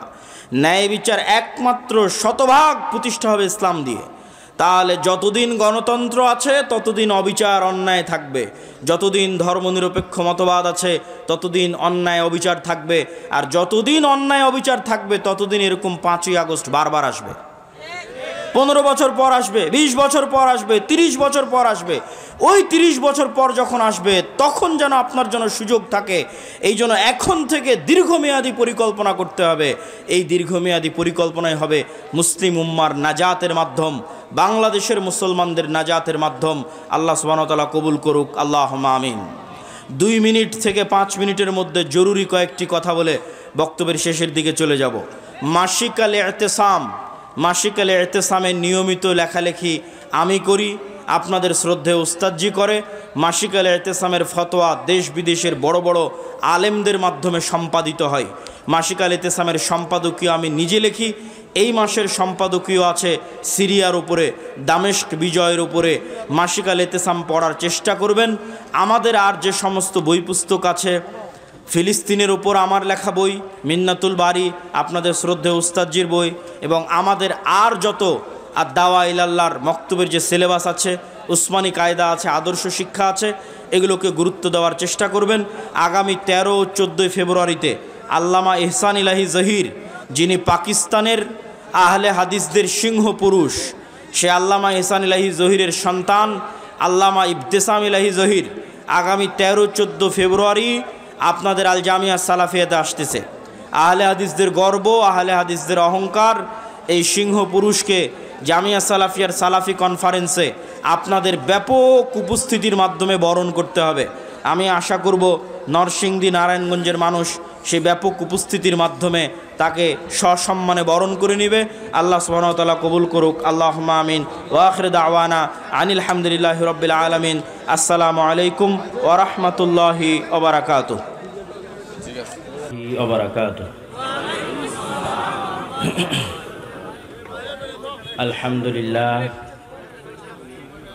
আলহামদুলিল্লাহ ওয়াহদাহ নাহমাদুহু ওয়া নাস্তাঈনুহু ওয়া নাস্তাগফিরুহু ওয়া নাউযু বিল্লাহি মিন শুরুরি আনফুসিনা ওয়া মিন সাইয়্যাতি আ'মালিনা মান ইয়াহদিহিল্লাহু ফালা মুদিল্লা লাহু ওয়া মান ইউদ্লিলহু ফালা হাদিয়া লাহু ওয়া আশহাদু আল লা ইলাহা ইল্লাল্লাহু ওয়াহদাহু লা শারীকা লাহু ওয়া আশহাদু আন্না মুহাম্মাদান আবদুহু ওয়া রাসূলুহু। আম্মা বা'দ। প্রশংসা আল্লাহর, সকলেই বলি আলহামদুলিল্লাহ। দরুদ ও সালাম বর্ষিত হোক পৃথিবীর সর্বশেষ ও সর্বশ্রেষ্ঠ রাসূল আহমদ মুহাম্মদ মুস্তাফা সাল্লাল্লাহু আলাইহি ওয়াসাল্লামের প্রতি। সম্মানিত উপস্থিতি, আজকে কাপাসিয়া টোকের অত্র প্রতিষ্ঠানে আয়োজিত এই ইসলামী সম্মেলনে আমার সংক্ষিপ্ত বক্তব্যের বিষয়বস্তু আল্লাহর আযাব ও গজব। আল্লাহর আযাব ও গজবের উপর সংক্ষিপ্ত আলোচনা পেশ করার পর বক্তব্যের শেষের দিকে গিয়ে ইসলামের সামগ্রিক বিজয় কিভাবে সম্ভব এই বিষয়ে সংক্ষিপ্ত কয়েকটি পয়েন্ট তুলে ধরে আমার বক্তব্যের শেষের দিকে চলে যাব ইনশাআল্লাহুল আজিজ। আল্লাহ সুবহানাহু ওয়া তাআলার আযাব এবং গজব সম্পর্কে বলতে গিয়ে পবিত্র কোরআন থেকে ধারাবাহিক কয়েকটি আয়াত আপনাদের সামনে আমি তেলাওয়াত করব এবং অনুবাদ করব।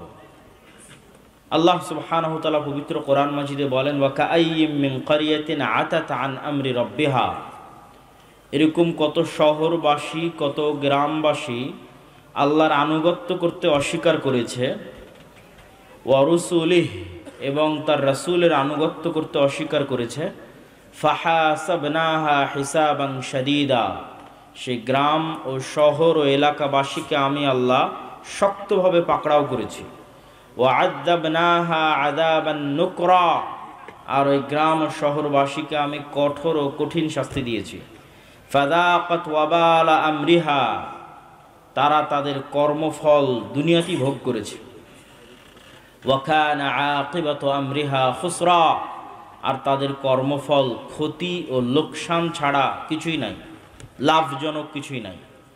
আর এক আয়াতে আল্লাহ সুবহানাহু ওয়া তাআলা বলেন, ওয়া কাম আহলাকনা মিন ক্বরিয়াতিন, আমি ইতিপূর্বে অসংখ্য অগণিত উন্নত শহর, উন্নত নগর ও উন্নত বন্দরকে ধ্বংস করে দিয়েছি, বাতিরাত মাঈশাতাহা, যে উন্নত নগর বন্দর ও শহরের উন্নত লাইফস্টাইল উন্নত প্রযুক্তি ওই শহরবাসীকে অহংকারী বানিয়ে দিয়েছিল। তো সেই উন্নত বন্দর ও নগর, যেই উন্নত বন্দর ও নগরের অধিবাসীদেরকে সেই উন্নত বন্দর ও নগরের উন্নত লাইফস্টাইল অহংকারী বানিয়ে দিয়েছিল, আমি আল্লাহ এমনভাবে ধ্বংস করে দিয়েছি যে ফাতিলকা মাসাকিনুহুম লাম তুসকান মিন বাদিহিম ইল্লা কালিলা, যে ওই উন্নত শহর পরবর্তীতে আর বসবাসেরই উপযুক্ত থাকেনি।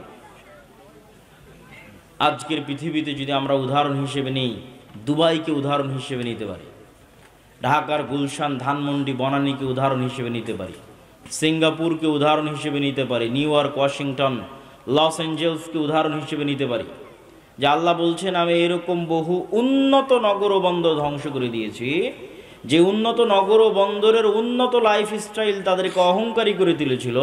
কিভাবে ধ্বংস করেছি? আর বসবাসের উপযুক্ত থাকে।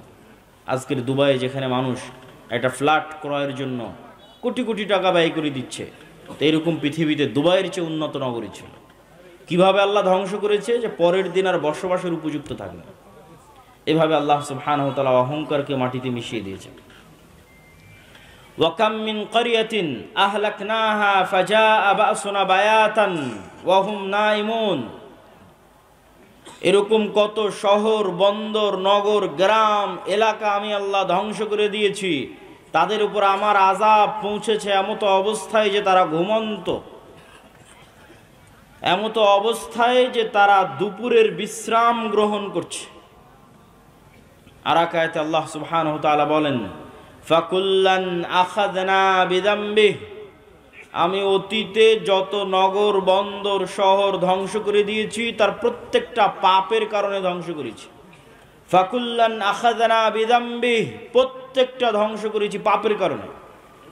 ফামিনহুম মান আরসালনা আলাইহি হাসিবা, কিছু নগর ও বন্দরকে ধ্বংস করেছি ঝড় বাতাস দিয়ে। অমিনহুম মান আখাযাতহু সাইহা, কিছু নগর ও বন্দরকে ধ্বংস করেছি বিকট আওয়াজ দিয়ে। অমিনহুম মান খাসাফনা বিহিল আরজ, কিছু শহর, এলাকা, গ্রাম ধ্বংস করেছি মাটিতে ধসিয়ে দিয়ে। অমিনহুম মান আগরাকনা, আর কাউকে কাউকে ধ্বংস করেছি পানিতে ডুবিয়ে। ওয়ামা কানাল্লাহু লিয়াজলিমাহুম, আর আল্লাহ যে এই সমস্ত জাতি, সম্প্রদায়, নগর ও বন্দর ধ্বংস করে দিলেন, তো আল্লাহ অত্যাচারী নয়, ওয়ালাকিন কানু আনফুসাহুম ইয়াজলিমুন, বরং তাদের নিজেদের অত্যাচারের কারণে আল্লাহ তাদেরকে ধ্বংস করে দিয়েছেন। সম্মানিত উপস্থিতি, এই কয়েকটি আয়াত থেকে স্পষ্ট বোঝা গেল যে আল্লাহ সুবহানাহু ওয়া তাআলা আযাব ও গজব দেন, বিভিন্নভাবে, বিভিন্ন ধরনে, বিভিন্ন স্টাইলে দেন। এবার চলেন দেখি আল্লাহ সুবহানাহু ওয়া তাআলা পবিত্র কোরআন মাজিদে অতীতে ধ্বংস হয়ে যাওয়া কিছু সম্প্রদায়ের বিবরণ তুলে ধরেছেন। তার মধ্যে আমরা বেশি না, কয়েকটি সম্প্রদায়ের ধ্বংস হওয়ার বিবরণ আজকে আপনাদের সামনে তুলে ধরব। এক, কওমে নূহ আলাইহিস সালাতু ওয়াস সালামের সম্প্রদায়ের ধ্বংস হওয়ার বিবরণ। আল্লাহ বলছেন, ওয়ালাকাদ আরসালনা নূহান ইলা কওমিহি, আমি নূহকে তার জাতির নিকটে পাঠিয়েছিলাম, আর নূহ বলেছিল, ইয়া কওমি ইবুদুল্লাহ মা লাকুম মিন ইলাহিন গায়রুহ, হে আমার জাতি, হে আমার সম্প্রদায়, আল্লাহর ইবাদত করো। আল্লাহ ব্যতীত ইবাদতের যোগ্য সত্যিকার কোনো মাবুদ, কোনো ইলাহ পৃথিবীতে নাই। আফালা তাত্তাকুন, তোমরা কি আল্লাহকে ভয় করো না? আল্লাহ সুবহানাহু ওয়া তাআলা অন্য আয়াতে বলেন, ওয়ালাকাদ আরসালনা নূহান ইলা কওমিহি, আমি নূহকে তার কওম, তার জাতি, তার সম্প্রদায়ের নিকট পাঠিয়েছিলাম। ফালাবিসা ফীহিম আলফা সানাহ ইল্লা 50, নূহ তাদের মধ্যে দাওয়াতি কাজ করেছে 50 কম 1000 বছর। নূহ তাদের মধ্যে দাওয়াতি কাজ করেছে আলফা সানাহ 1000 বছর, ইল্লা 50 50 বাদে, তথা 950 বছর দাওয়াতি কাজ করেছে। ফাখাযাহুমুত তুফান, অতঃপর আল্লাহর আযাব এবং আল্লাহর গজব তাদেরকে ঘিরে ধরেছে। কিভাবে আল্লাহর আযাব এবং গজব ঘিরে ধরলো তার বর্ণনা আল্লাহ সুবহানাহু ওয়া তাআলা পবিত্র কোরআন মাজিদে দিচ্ছেন। যখনই নূহ আলাইহিস সালাতু ওয়াস সালাম তাদেরকে দাওয়াত দিতেন, তখনই বলতেন, যদি তোমরা আমার এই কথা না শ্রবণ করো, আল্লাহর গজবের শিকার হবে তোমরা। তো 950 বছর একই কথা শুনেছে একটা গ্রামের মানুষ, একই কথা শুনেছে একটা এলাকার মানুষ, একটা অঞ্চলের মানুষ, কাপাসিয়ার মানুষ, গাজীপুরের মানুষ, 950 বছর। তো শুনতে শুনতে বিরক্ত হয়ে গেছে। বিরক্ত হয়ে নূহ আলাইহিস সালাতু ওয়াস সালামের সম্প্রদায় বলছে, ইয়া নূহ কদ জাদালতানা ফাআকসারতা জিদালানা, নূহ অনেক জ্বালিয়েছ, বলে নাউজুবিল্লাহ, অনেক ডিস্টার্ব দিয়েছ, অনেক ঝগড়া করেছ, অনেক দাওয়াত দিয়েছ। ফাতিনা বিমা তাইদুনা, তুমি যে বারবার ভয় দেখাতে যে আল্লাহর আযাব আসবে, ফাতিনা বিমা তাইদুনা, ওই আযাবটা নিয়ে আসো, বলে নাউজুবিল্লাহ। অনেক জ্বালিয়েছো, অনেক ডিস্টার্ব দিয়েছো, আল্লাহর যে আযাব ও গজবের ভয় দেখাতে, ফাতিনা বিমা তাইদুনা, সে আযাব এবং সেই গজব নিয়ে আসো। ইন কুনতা মিনাস সাদিকিন, যদি তুমি সত্যবাদীদের অন্তর্ভুক্ত হয়ে থাকো। এবার আল্লাহ সুবহানাহু ওয়া তাআলা বর্ণনা দিচ্ছেন নূহ আলাইহিস সালাতু ওয়াস সালামের সম্প্রদায়কে ধ্বংস করার বর্ণনা। ওয়াসনাইল ফুলকা বিআয়ুনিনা, আমি নূহকে বললাম, তুমি আমাদের চোখের সামনে, আমাদের সামনে তুমি নৌকা তৈরি করো। ওয়াসনাউল ফুলক ওয়া কুল্লামা মাররা আলাইহি মালাউম মিন কওমিহি সাখিরু মিন, নূহ নৌকা বানানো শুরু করলো। যখনই তার সম্প্রদায়ের লোকজন নৌকার পাশ দিয়ে অতিক্রম করতো, সাখিরু মিন, তখন নূহকে নিয়ে হাসি ঠাট্টা করত। আল্লাহ উত্তরে বলছেন, ফাইন্না নাসখারু মিনকুম কামা তাসখারুন, আজকে তোমরা নূহকে নিয়ে যেমন হাসি ঠাট্টা করছো, আমি আল্লাহ তোমাদেরকে নিয়েও হাসি ঠাট্টা করবো। ফাসাউফা তা'লামুন মান ইয়াতিহি আযাবুন ইউখজিহ, সেই দিন তোমরা বুঝতে পারবে আল্লাহর আযাব কিভাবে আসে, আল্লাহর আযাব কাকে বলে। আমি নূহকে আদেশ দিলাম, কুল নাহমিল ফিহা মিন কুল্লি যাওজাইন, যে পৃথিবীতে যত জাতি গোত্র আছে প্রত্যেক জাতি গোত্র থেকে এক জোড়া প্রাণী উঠিয়ে নাও। আর যারা ঈমান আনয়ন করেছে, ওমান আমানা, তাদেরকে উঠিয়ে নাও। ওমা আমানা মাআহু ইল্লা কালিল, তবে নূহের সাথে অল্প সংখ্যক মানুষ ঈমান আনয়ন করেছে। ওয়াকাল আরকাবু ফিহা বিসমিল্লাহি মাজরিহা ওয়া মুরসাহা ইন্না রাব্বি লাগাফুরুর রহিম, আর নূহকে বললাম, আল্লাহর নামে নৌকে আরোহণ করো, নিশ্চয় তোমার প্রতিপালক পরম ক্ষমাশীল ও পরম দয়ালু। ওয়াহিয়া তাজরি বিহিম ফি মাউজিন কাল জিবাল, নূহের এই নৌকা এমন সমুদ্র তরঙ্গের মধ্যে দিয়ে চলতে লাগলো, যেই তরঙ্গের ঢেউ ছিল পাহাড় সমপরিমাণ। আর পাহাড় সমপরিমাণ এই ঢেউয়ের অবস্থার মধ্যে নূহ আলাইহিস সালাতু ওয়াস সালাম তার সন্তানকে বলছেন, ইয়া বুনাইয়া আরকাব মা'না ওয়ালা তাকুম মা'আল কাফিরিন, হে আমার বৎস, আমাদের সাথে নৌকায় উঠো, কাফেরদের অন্তর্ভুক্ত হয়েও না। তখন নূহ আলাইহিস সালাতু ওয়াস সালামের সন্তান বলছে, সাআবি ইলা জাবালিন ইয়াসিমুনি, সবচেয়ে উঁচু পাহাড়ে আশ্রয় নিব, সবচেয়ে উঁচু পাহাড়ে আল্লাহর পানি পৌঁছতে পারবে না। নূহ আলাইহিস সালাতু ওয়াস সালাম উত্তরে বললেন, লা আসিমাল ইয়াউম, আজকে আশ্রয় দানকারী আল্লাহর আযাব থেকে, আল্লাহর গজব থেকে, লা আসিমাল ইয়াউম মিন আমরিল্লাহ, পৃথিবীর কোনো উঁচু পাহাড়ও বাঁচবে না আজকে আল্লাহর আযাব এবং গজব থেকে।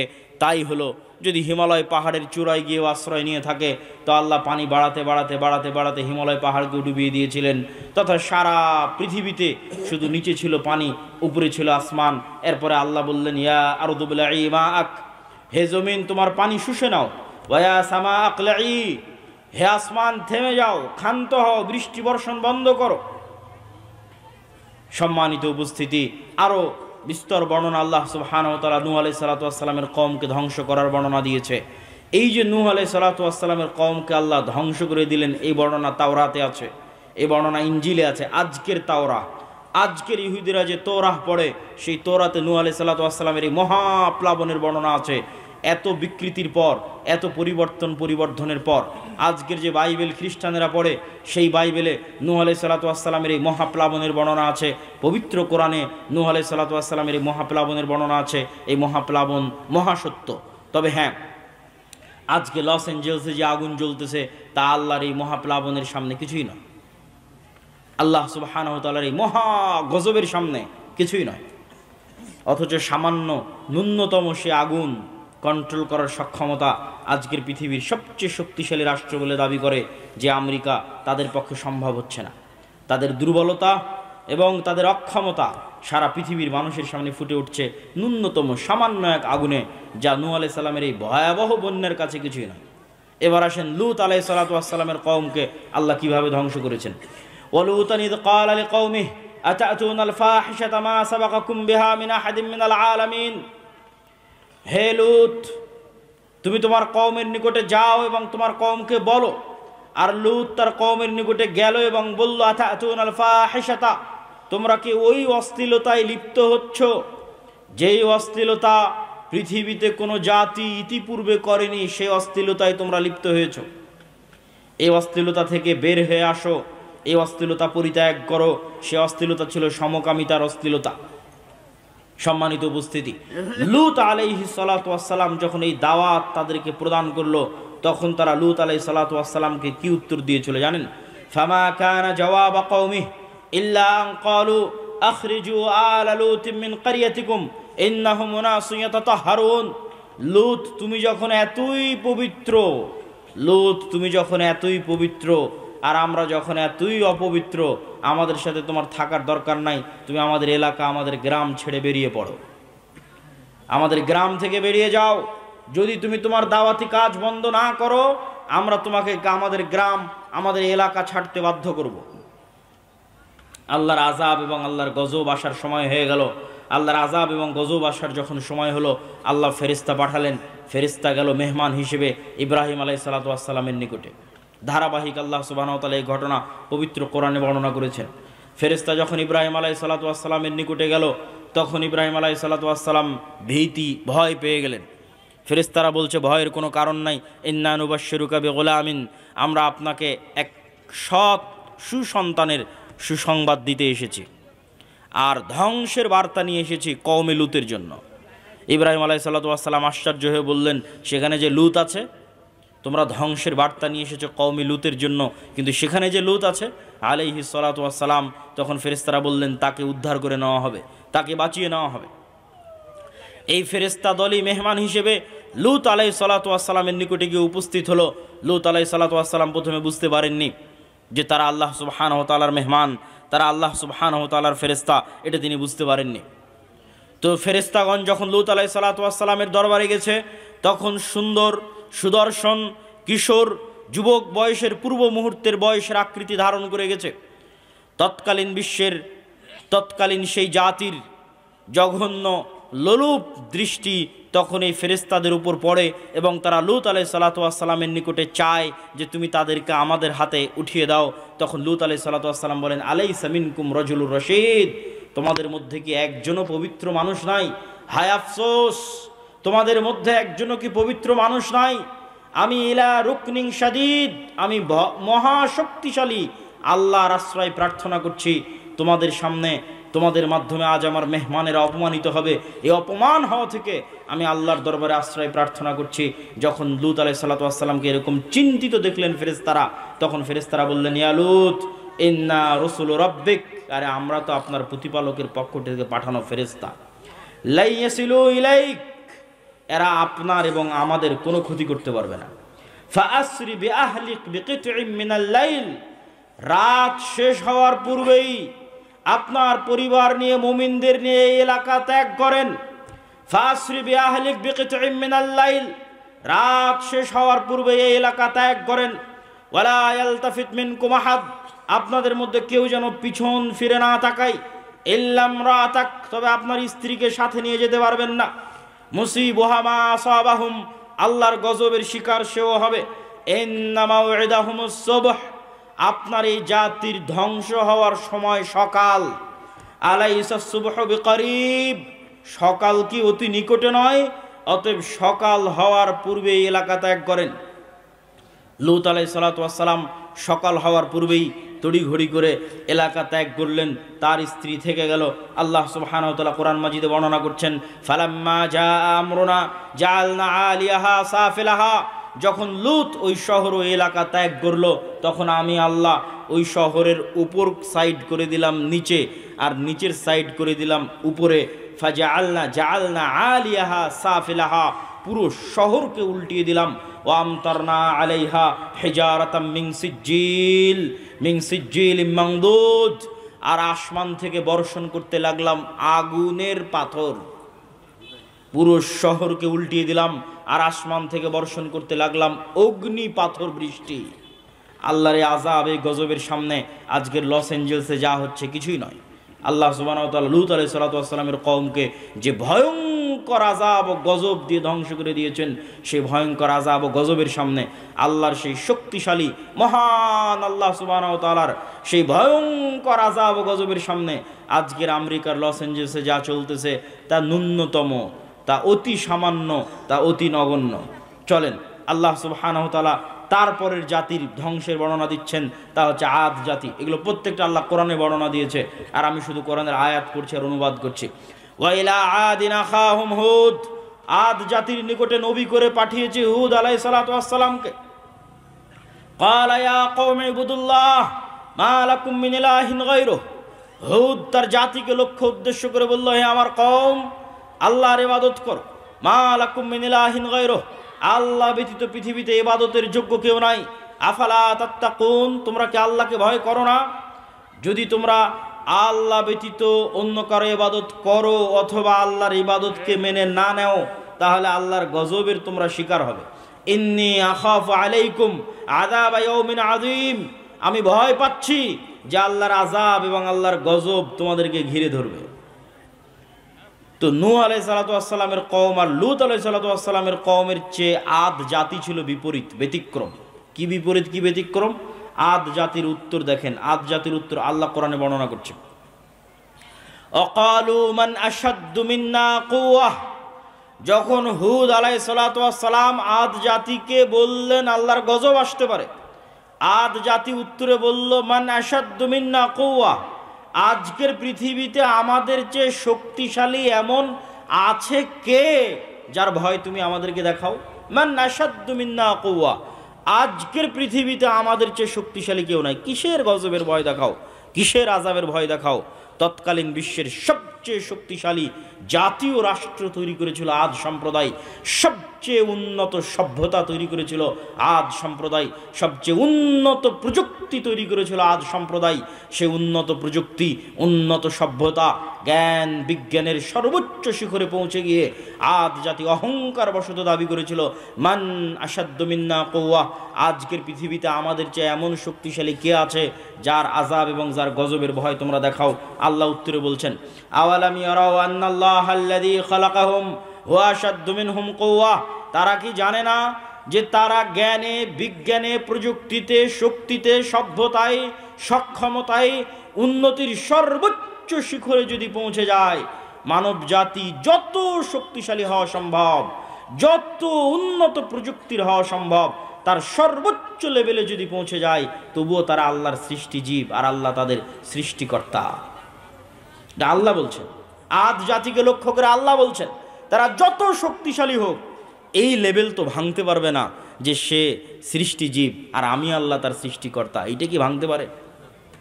আজকের ইসরায়েল, আজকের আমেরিকা, আজকের ভারত দাবি করতে পারে মান আশাদ্দু মিন্না কুওয়া, আজকের পৃথিবীতে আমাদের যে শক্তিশালী আছে, কে শক্তিশালী আছে দাবি করতে পারে। কিন্তু আল্লাহ সুবহানাহু ওয়া তাআলা উত্তরে বলছেন, তোমরা শক্তিতে সামর্থ্যে যত সর্বোচ্চ পর্যায়ে পৌঁছে যাও, তারপরও এই লেভেল অতিক্রম করতে পারবে না যে তোমরা হচ্ছে সৃষ্টিজীব আর আল্লাহকে সৃষ্টিকর্তা। তো যিনি সৃষ্টিকর্তা উনি কি সৃষ্টিজীবের চেয়ে শক্তিশালী নন? শক্তিশালী, চিরন্তন এবং চিরস্থায়ীভাবে শক্তিশালী। তাহলে আদ জাতির এই গর্ব এবং এই অহংকারকে আল্লাহ সুবহানাহু ওয়া তাআলা এবার ধ্বংস করে দিচ্ছেন। ওয়া আম্মা আদুন ফাউহলিকু বিরিহিন সরসরিন আতিয়া, আমি আদ জাতিকে ধ্বংস করে দিলাম ভয়ঙ্কর প্রচণ্ড ঝড় বাতাস, যেই ভয়ঙ্কর প্রচণ্ড ঝড় বাতাস প্রবাহিত থেকেছে 1 সপ্তাহ যাবৎ। বিরিহিন সরসরিন আতিয়া, আর সেই ভয়ঙ্কর ঝড় বাতাসের অন্যতম আরেকটি বৈশিষ্ট্য হচ্ছে সে বাতাস ছিল প্রচণ্ড ঠান্ডা, প্রচণ্ড ঠান্ডা ভয়ঙ্কর ঝড় বাতাস যেই দিক দিয়ে গেছে সেই দিক দিয়ে গোড়া কাটা খেজুর গাছের মতো পড়ে গেছে। কি মানুষ, কি বিল্ডিং, কি দালান কোঠা, কি গাছপালা, বাতাসের তেজ যেদিক দিয়ে গেছে সেদিক দিয়ে গোড়া কাটা খেজুর গাছের ময়নায় পড়ে গেছে। আল্লাহ সুবহানাহু ওয়া তাআলা এই আযাব এবং গজবের বর্ণনা পবিত্র কোরআন মাজিদে দিয়েছেন যে তিনি আদ জাতিকে এভাবে ধ্বংস করেছেন। এবার সামুদ জাতিকে আল্লাহ সুবহানাহু ওয়া তাআলা কিভাবে ধ্বংস করলেন? আল্লাহ সুবহানাহু ওয়া তাআলা পবিত্র কোরআনে বলছেন, ওয়া ইলা সামুদ আখাহুম সালেহ, সামুদ জাতির নিকটে নবী করে পাঠিয়েছিলাম সালেহকে।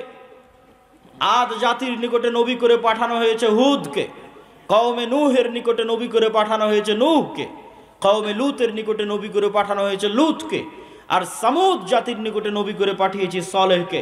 সালেহ গিয়ে বলল, ইয়া কওমি ইবুদুল্লাহ মা লাকুম মিন ইলাহিন গায়রুহ, হে আমার সম্প্রদায় আল্লাহর ইবাদত কর, আল্লাহ ব্যতীত পৃথিবীতে ইবাদতের যোগ্য আর কোনো সত্য মাবুদ, সত্য সত্তা নাই। আর আমি সালেহ আল্লাহর নিদর্শন স্বরূপ তোমাদের জন্য নিয়ে এসেছি একটা উটনি, নাকাতুল্লাহ, হাদিহি নাকাতুল্লাহ, এই যে আল্লাহর উটনি নিদর্শন স্বরূপ নিয়ে এসেছি। ফাদারুহা তাকুলু ফি আরদিল্লাহ, এই উটনির তোমরা কোনো ক্ষতি করার চেষ্টা করিও না। যদি এই উটনির ক্ষতি করার চেষ্টা করো ফায়াখুযাকুম আযাবুন আলীম, ভয়ঙ্কর শাস্তি তোমাদেরকে গ্রাস করবে। আর এই উটনির জন্য কি বেশি কিছু না, হাদিহি নাকাতুন লাহা শিরবুন ওয়ালাকুম শিরবু ইয়াউমিন মা'লুম, 6 দিন তোমাদের উটনি কুয়াতে পানি পান করবে, আর এই উটনি একদিন কুয়ায় পানি পান করবে। যেই দিন এই উটনি একদিন কুয়ায় পানি পান করবে সেই দিন এই উটনির এত পরিমাণ দুধ হবে, যেই দুধ নিয়ে সমগ্র সামুদ সম্প্রদায়, আত্মীয় স্বজন, পাড়া প্রতিবেশী, গরু ছাগল বাছুর পশু প্রাণী মিলে সেই দুধ দহন করে শেষ করতে পারবে না। এই নিয়ামত আল্লাহ তাদেরকে দিয়েছিলেন, এই নিদর্শন আল্লাহ তাদেরকে দিয়েছিলেন, কিন্তু তাদের অন্তরে অহংকার পেয়ে বসেছিল। তাদের অন্তরে কীরকম অহংকার পেয়ে বসেছিল আল্লাহ সুবহানাহু ওয়া তাআলা পবিত্র কোরআন মাজিদে তাদের এই বর্ণনা দিচ্ছেন, তাদের এই অহংকারের বর্ণনা দিচ্ছেন।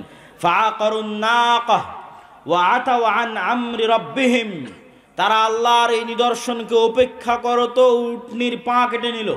শুধু কি উটনির পা কেটে নিল? উটনির পা কেটে নিয়ে এসে সালেহ আলাইহিস সালাতু ওয়াস সালামকে বলছে, ইয়া সালেহ ইতিনা বিমা তাইদুনা ইন কুনতা মিনাল মুরসালিন। সালেহ, তুমি তো খুব বড় বড় লেকচার দিতে যে এই উটনির ক্ষতি করলে নাকি আল্লাহর আযাব আসবে, নাও তোমার উটনির পা কেটে দিয়েছে, আল্লাহর আযাব কোথায় নিয়ে আসো। বলেন নাউজুবিল্লাহ। আল্লাহর আযাব তারা নিজেদের জন্য চেয়ে নিল, পরীক্ষায় ফেল করলো। এবার আল্লাহ সুবহানাহু ওয়া তাআলা তাদের আযাবের বর্ণনা দিচ্ছেন পবিত্র কোরআন মাজিদে, যে আল্লাহ সুবহানাহু ওয়া তাআলা তাদেরকে কিভাবে ধ্বংস করেছেন।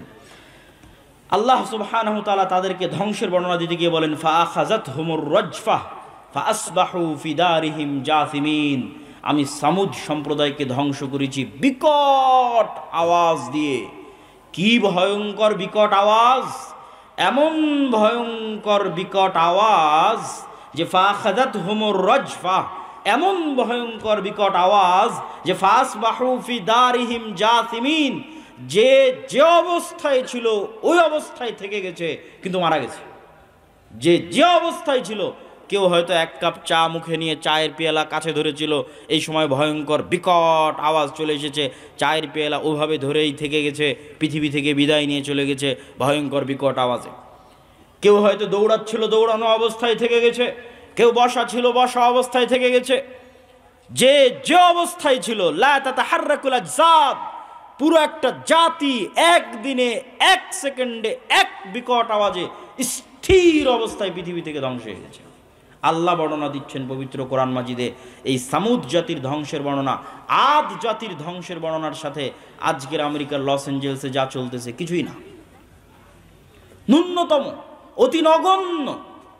অথচ এই অতি নগণ্য, অতি দুর্বল, আল্লাহর শাস্তি, আল্লাহর আযাব বর্তমান পৃথিবীর সবচেয়ে শক্তিশালী রাষ্ট্র ট্যাকেল দিতে পারছে না।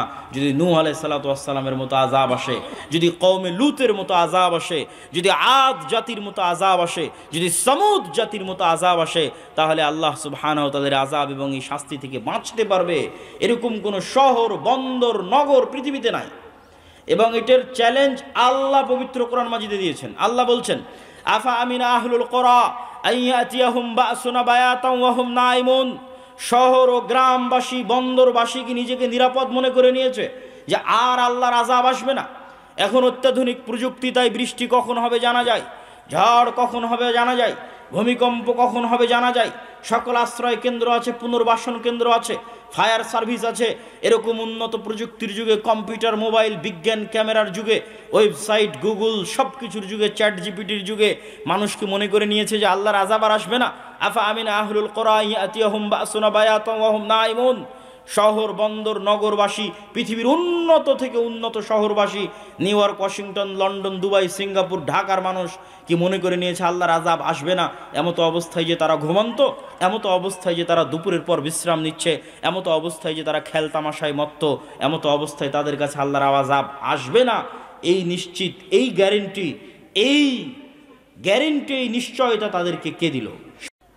আল্লাহ সুবহানাহু ওয়া তাআলা পবিত্র কোরআন মাজিদের এই সারমর্ম, এই সামারি বলার মাধ্যমে আপনাদের সামনে এতটুকুই, বক্তব্যের এই প্রথম অংশে এতটুকু তুলে ধরতে চেয়েছি যে আল্লাহর আযাব এবং আল্লাহর গজব থেকে পৃথিবীতে কেউ মুক্ত নয়, আল্লাহর আযাব এবং গজবের ভয়ে থাকতে হবে। বক্তব্যের দ্বিতীয় অংশ হচ্ছে ইসলামের সামগ্রিক বিজয় কিভাবে সম্ভব। ইসলামের সামগ্রিক বিজয় কিভাবে সম্ভব, এই পয়েন্টে বাংলাদেশের প্রায় সব জায়গায়, সব ইউনিভার্সিটি, কলেজ, যেখানে যেখানে যাওয়ার সুযোগ হচ্ছে, সম্ভব হচ্ছে, সেখানে আলোচনা তুলে ধরছি। আপনাদের কাছেও তুলে ধরা দরকার, কেননা আমাদের মধ্যে অনেক মানুষ মনে করছে যে হ্যাঁ, গণতান্ত্রিক নির্বাচনের মাধ্যমে আমি রাষ্ট্র ক্ষমতায় ইসলাম প্রতিষ্ঠা করব। আবার কেউ মনে করছে যে না, এইভাবে ওইভাবে রাষ্ট্র ক্ষমতায় ইসলাম প্রতিষ্ঠিত হবে। আসলে রাষ্ট্রে ইসলাম প্রতিষ্ঠিত হওয়া বলতে কি বুঝায়, এই জিনিসটা আগে আমাকে এবং আপনাকে বুঝতে হবে। রাসূলুল্লাহ সাল্লাল্লাহু আলাইহি ওয়াসাল্লাম এক হাদিসে বলছেন, কিয়ামতের পূর্ব মুহূর্তের নিকটবর্তীর বর্ণনা দিতে গিয়ে বলছেন, লা তাকুমুস সাআহ হাত্তা ইয়ানজিলা ঈসা ইবনে মারইয়াম। কিয়ামত ততক্ষণ পর্যন্ত হবে না যতক্ষণ না মারিয়ামের সন্তান ঈসা পৃথিবীতে নেমে না আসে। আর মারিয়ামের সন্তান ঈসা পৃথিবীতে নেমে এসে কি করবে জানো? মারিয়ামের সন্তান ঈসা পৃথিবীতে নেমে এসে ইয়াকসিরুস সালিব, ক্রুশ ভেঙে দিবে, ওয়া ইয়াকতুলুল খিনজির, শুকুরকে হারাম ঘোষণা করবে, আর সমগ্র পৃথিবীতে হাকামান মুকসিতা, ন্যায় বিচার প্রতিষ্ঠা করবে। এটা হলো রাষ্ট্রে ইসলামের ব্র্যান্ডিং। যে ঈসা আলাইহিস সালাতু ওয়াস সালামের যে শাসন ব্যবস্থা হবে, ওই শাসন ব্যবস্থা ইসলামী শাসন ব্যবস্থা না অন ইসলামিক শাসন ব্যবস্থা? ইসলামী শাসন ব্যবস্থা। তো ইসলামী শাসন ব্যবস্থার ব্র্যান্ডিং করছেন আল্লাহর নবী, যে ঈসা আলাইহিস সালাতু ওয়াস সালাম যতক্ষণ না আসবে কিয়ামত হবে না। উনি আসবেন, এসে কি করবেন? সমগ্র পৃথিবীতে ন্যায় বিচার প্রতিষ্ঠা করবেন। তাহলে ইসলামী শাসন ব্যবস্থার ব্র্যান্ডিং হচ্ছে ন্যায় বিচার। ইসলামী শাসন ব্যবস্থার ব্র্যান্ডিং হচ্ছে ন্যায়পরায়ণতা। তো আজকের যুগের আমরা মুসলমানেরা নিজেরাই তো ন্যায়পরায়ণ নই, সত্যবাদী নই, তো রাষ্ট্রে কিভাবে ন্যায় বিচার প্রতিষ্ঠা করব? ঈসা আলাইহিস সালাম যদি তার নিজের ব্যক্তিগত জীবনে ন্যায়পরায়ণ না হয়, উনি কি রাষ্ট্রের ন্যায় বিচার প্রতিষ্ঠা করতে পারবে? আপনাকে আমি উদাহরণ দিয়ে বলি, কাপাসিয়া, টোক, গাজীপুরের মানুষ খুব ভালোভাবে জানেন। আপনি আপনার পাড়া প্রতিবেশী, আশেপাশের অঞ্চল কি হানাফি কি আহলে হাদিস, একটু নজর দিয়ে দেখেন, নজর বুলিয়ে দেখেন যে বাবার মৃত্যুর পর কতজন ভাই তার বোনকে পিতার সম্পত্তিতে ন্যায্য হিস্সা ন্যায়ের সাথে, ন্যায় পরায়ণতার সাথে বুঝিয়ে দিয়েছে, ন্যায়ের সাথে। একে তো আছে দেয়নি, আর এক দল আছে যদি দিয়ে থাকে তাহলে সবচেয়ে দামি জমিটা নিজে নিয়েছে, আর বিলের মধ্যে পানিতে ডুবে থাকা জমিটা বোনকে দিয়েছে। এটা কি ন্যায় হয়েছে? ন্যায় হয়নি, অন্যায় হয়েছে। এবার বলেন, এই মুসলমান, যেই মুসলমান নিজেকে মুসলিম বলে দাবি করছে, সে ন্যূনতম তার পরিবারে তার রক্তের সম্পর্কের বোনকে আল্লাহর দেওয়া সম্পত্তি ন্যায়ের সাথে বুঝিয়ে দিতে পারেনি। ওই মুসলমানকে যদি আমি আজকে রাষ্ট্রের দায়িত্ব দিই, 16 বছর যা দুর্নীতি হয়েছে ও তার কয়েক গুণ বেশি দুর্নীতি করবে। 16 বছর যা জুলুম হয়েছে ও তার চেয়ে বেশি জুলুম করবে। কেননা সে তার পরিবারে তার বোনের সাথে ন্যায় প্রতিষ্ঠা করতে পারেনি। কেমনে সম্ভব যে সে রাষ্ট্রের দায়িত্ব বলে রাষ্ট্রের ন্যায় বিচার প্রতিষ্ঠা করবে? উদাহরণ 2, আপনাদের এই কাপাসিয়া, টোক, গাজীপুর অঞ্চলের মানুষ মিলিয়ে দেখেন, এরকম অসংখ্য জায়গায় বিবাহ হচ্ছে যেখানে মুসলিম মেয়ের বিবাহ হচ্ছে যৌতুকের ভিত্তিতে। যৌতুক নিচ্ছে কে? মুসলমান যৌতুক নিচ্ছে। মুসলিম সন্তান, মুসলিম যুবক, মুসলিম পিতা যৌতুক নিচ্ছে।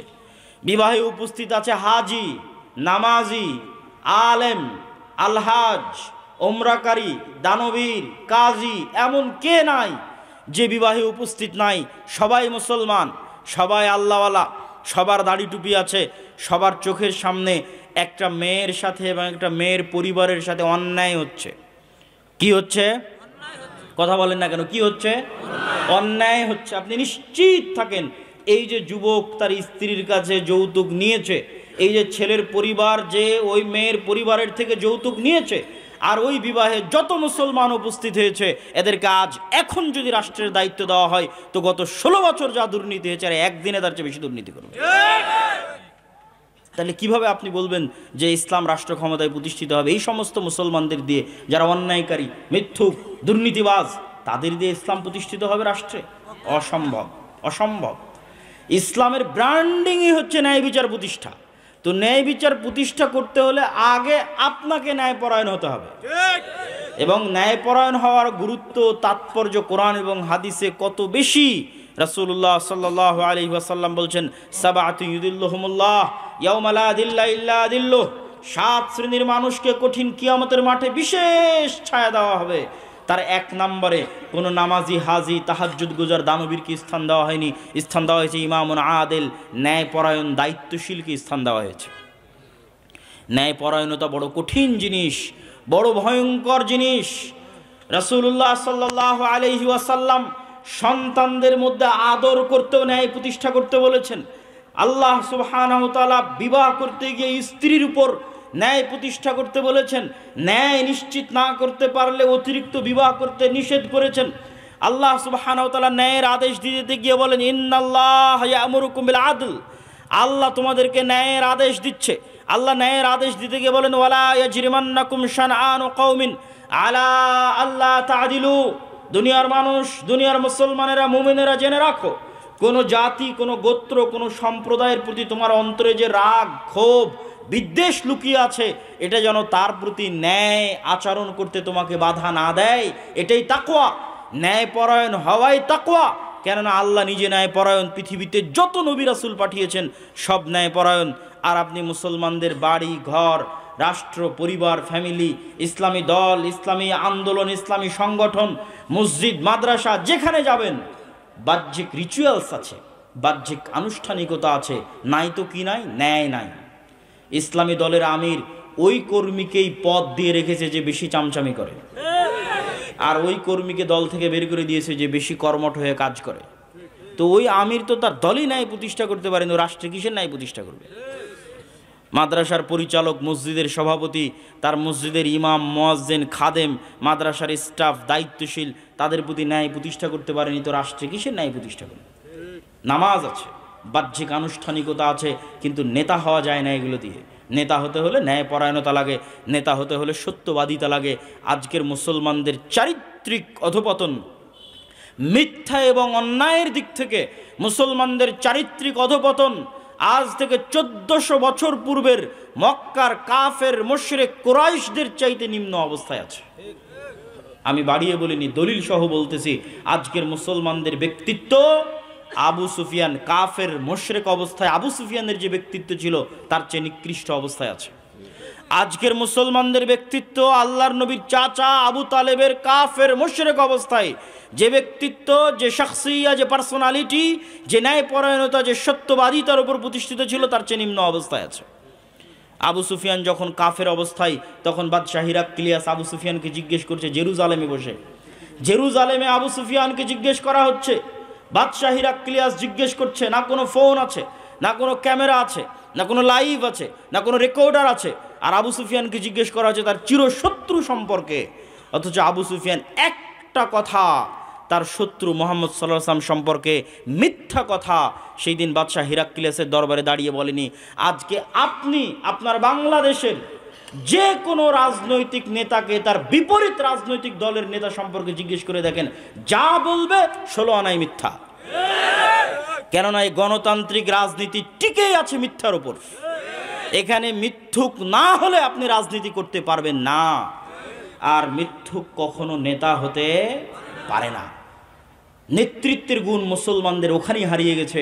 আমেরিকা, ইউরোপ গিয়ে দেখেন মুসলমানেরা কাফের মুশরিকের কাছে মিথ্যা বলছে 2 টাকা বেশি পাওয়ার জন্য, মিথ্যার উপর প্রতিষ্ঠিত হয়ে আছে। রূপগঞ্জের মানুষকে দেখেছি গত নির্বাচনের সময় যে সব এমপির কাছ থেকে টাকা নিয়ে বলেছে তাকে ভোট দিবে। মিথ্যুক। মুসলমানদের বেসিক যে গুণ, সেই গুণ তারা হারিয়ে ফেলেছে। কেমনে তারা নেতা হবে, কেমনে তারা কল্পনা করে যে ইসলামকে তারা রাষ্ট্র ক্ষমতায় প্রতিষ্ঠিত করবে, কেমনে, কোন দিক থেকে, কোন সেন্সে? রাসূলুল্লাহ সাল্লাল্লাহু আলাইহি ওয়াসাল্লাম বলেন, সালাসুন মান কুন্না ফিহি, 3টে বৈশিষ্ট্য যার মধ্যে থাকবে সে মুনাফিকান খালিসা, খাঁটি মুনাফিক। ইজা হাদ্দাসা কাযাবা, কথা বললে মিথ্যা বলে, ওয়াদা করলে ভঙ্গ করে, আর দায়িত্ব দেওয়া হলে দায়িত্বের খেয়ানত করে। যখন দায়িত্ব দেওয়া হয় সেই দায়িত্বের খেয়ানত করে, সব হচ্ছে মুনাফিক। আপনি কত ওসি, ডিসি, এসপি, মন্ত্রী, মিনিস্টার, এসিলেন্ট, সাব রেজিস্ট্রার নেবেন যারা নামাজি, আল্লাহওয়ালা, হাজি, কিন্তু সে যে পদে দায়িত্ব পালন করছে ওই দায়িত্বের সাথে খেয়ানত করতেছে। কিন্তু আমরা তাদেরকে বুঝাতে পারিনি ইসলাম কি। বুঝাতে না পারার কারণে মানুষ বলে যে আমি প্রশ্ন ফাঁসের টাকা আল্লাহর রাস্তায় দান করব। কেমনে বলে? এটা আমাদের ব্যর্থতা। আমরা যারা দায়ী, আলেম, ওলামা, তাদের ব্যর্থতা। একজন এসিল্যান্ড, একজন সাব রেজিস্ট্রার তার দায়িত্বের জায়গায় খেয়ানত করে কেমনে কল্পনা করে যে ওই দায়িত্বের খেয়ানতের মাধ্যমে যে অর্থ উপার্জন করেছে সেই অর্থ আল্লাহ রাস্তায় দান করে সে জান্নাতে যাবে। অথচ আল্লাহর নবী বলে গেছে সে মুনাফিক। কি বলে গেছে? মুনাফিক। দায়িত্ব দেওয়া হয়েছে, দায়িত্ব পালন আমানতের সাথে পালন করেনি, মুনাফিক। তো মুনাফিক মুসলিমের নামাজ দিয়ে কি হবে? মুনাফিক মুসলিমের হজ, উমরা, দান দিয়ে কি হবে? তাকে আল্লাহ কখনো নেতা বানাবেন না। কেননা এই ধরনের মানুষ গোলাম হওয়ার জন্য পৃথিবীতে এসেছে, আজীবন গোলাম থাকবে। এই জন্য রাসূলুল্লাহ সাল্লাল্লাহু আলাইহি ওয়াসাল্লাম মুসলমানদের যেন সেলফ রেসপেক্ট ঠিক থাকে, মুসলমানদের যেন আত্মমর্যাদা, আত্মসম্মান ঠিক থাকে। মিথ্যা বললে আত্মসম্মান থাকে না, অন্যায় করলে আত্মসম্মান থাকে না, নেতা হওয়া যায় না। তো মুসলমানেরা যেন নেতা হতে পারে, মুসলমানদের যেন আত্মমর্যাদা, আত্মসম্মান ঠিক থাকে। এই জন্য আল্লাহর নবী বলতেন, তার নিজের আত্মমর্যাদা, আত্মসম্মান ঠিক রাখার জন্য বলতেন, আল্লাহুম্মা ইন্নী আউযু বিকা মিনাল মাআসামি ওয়াল মাগরাম।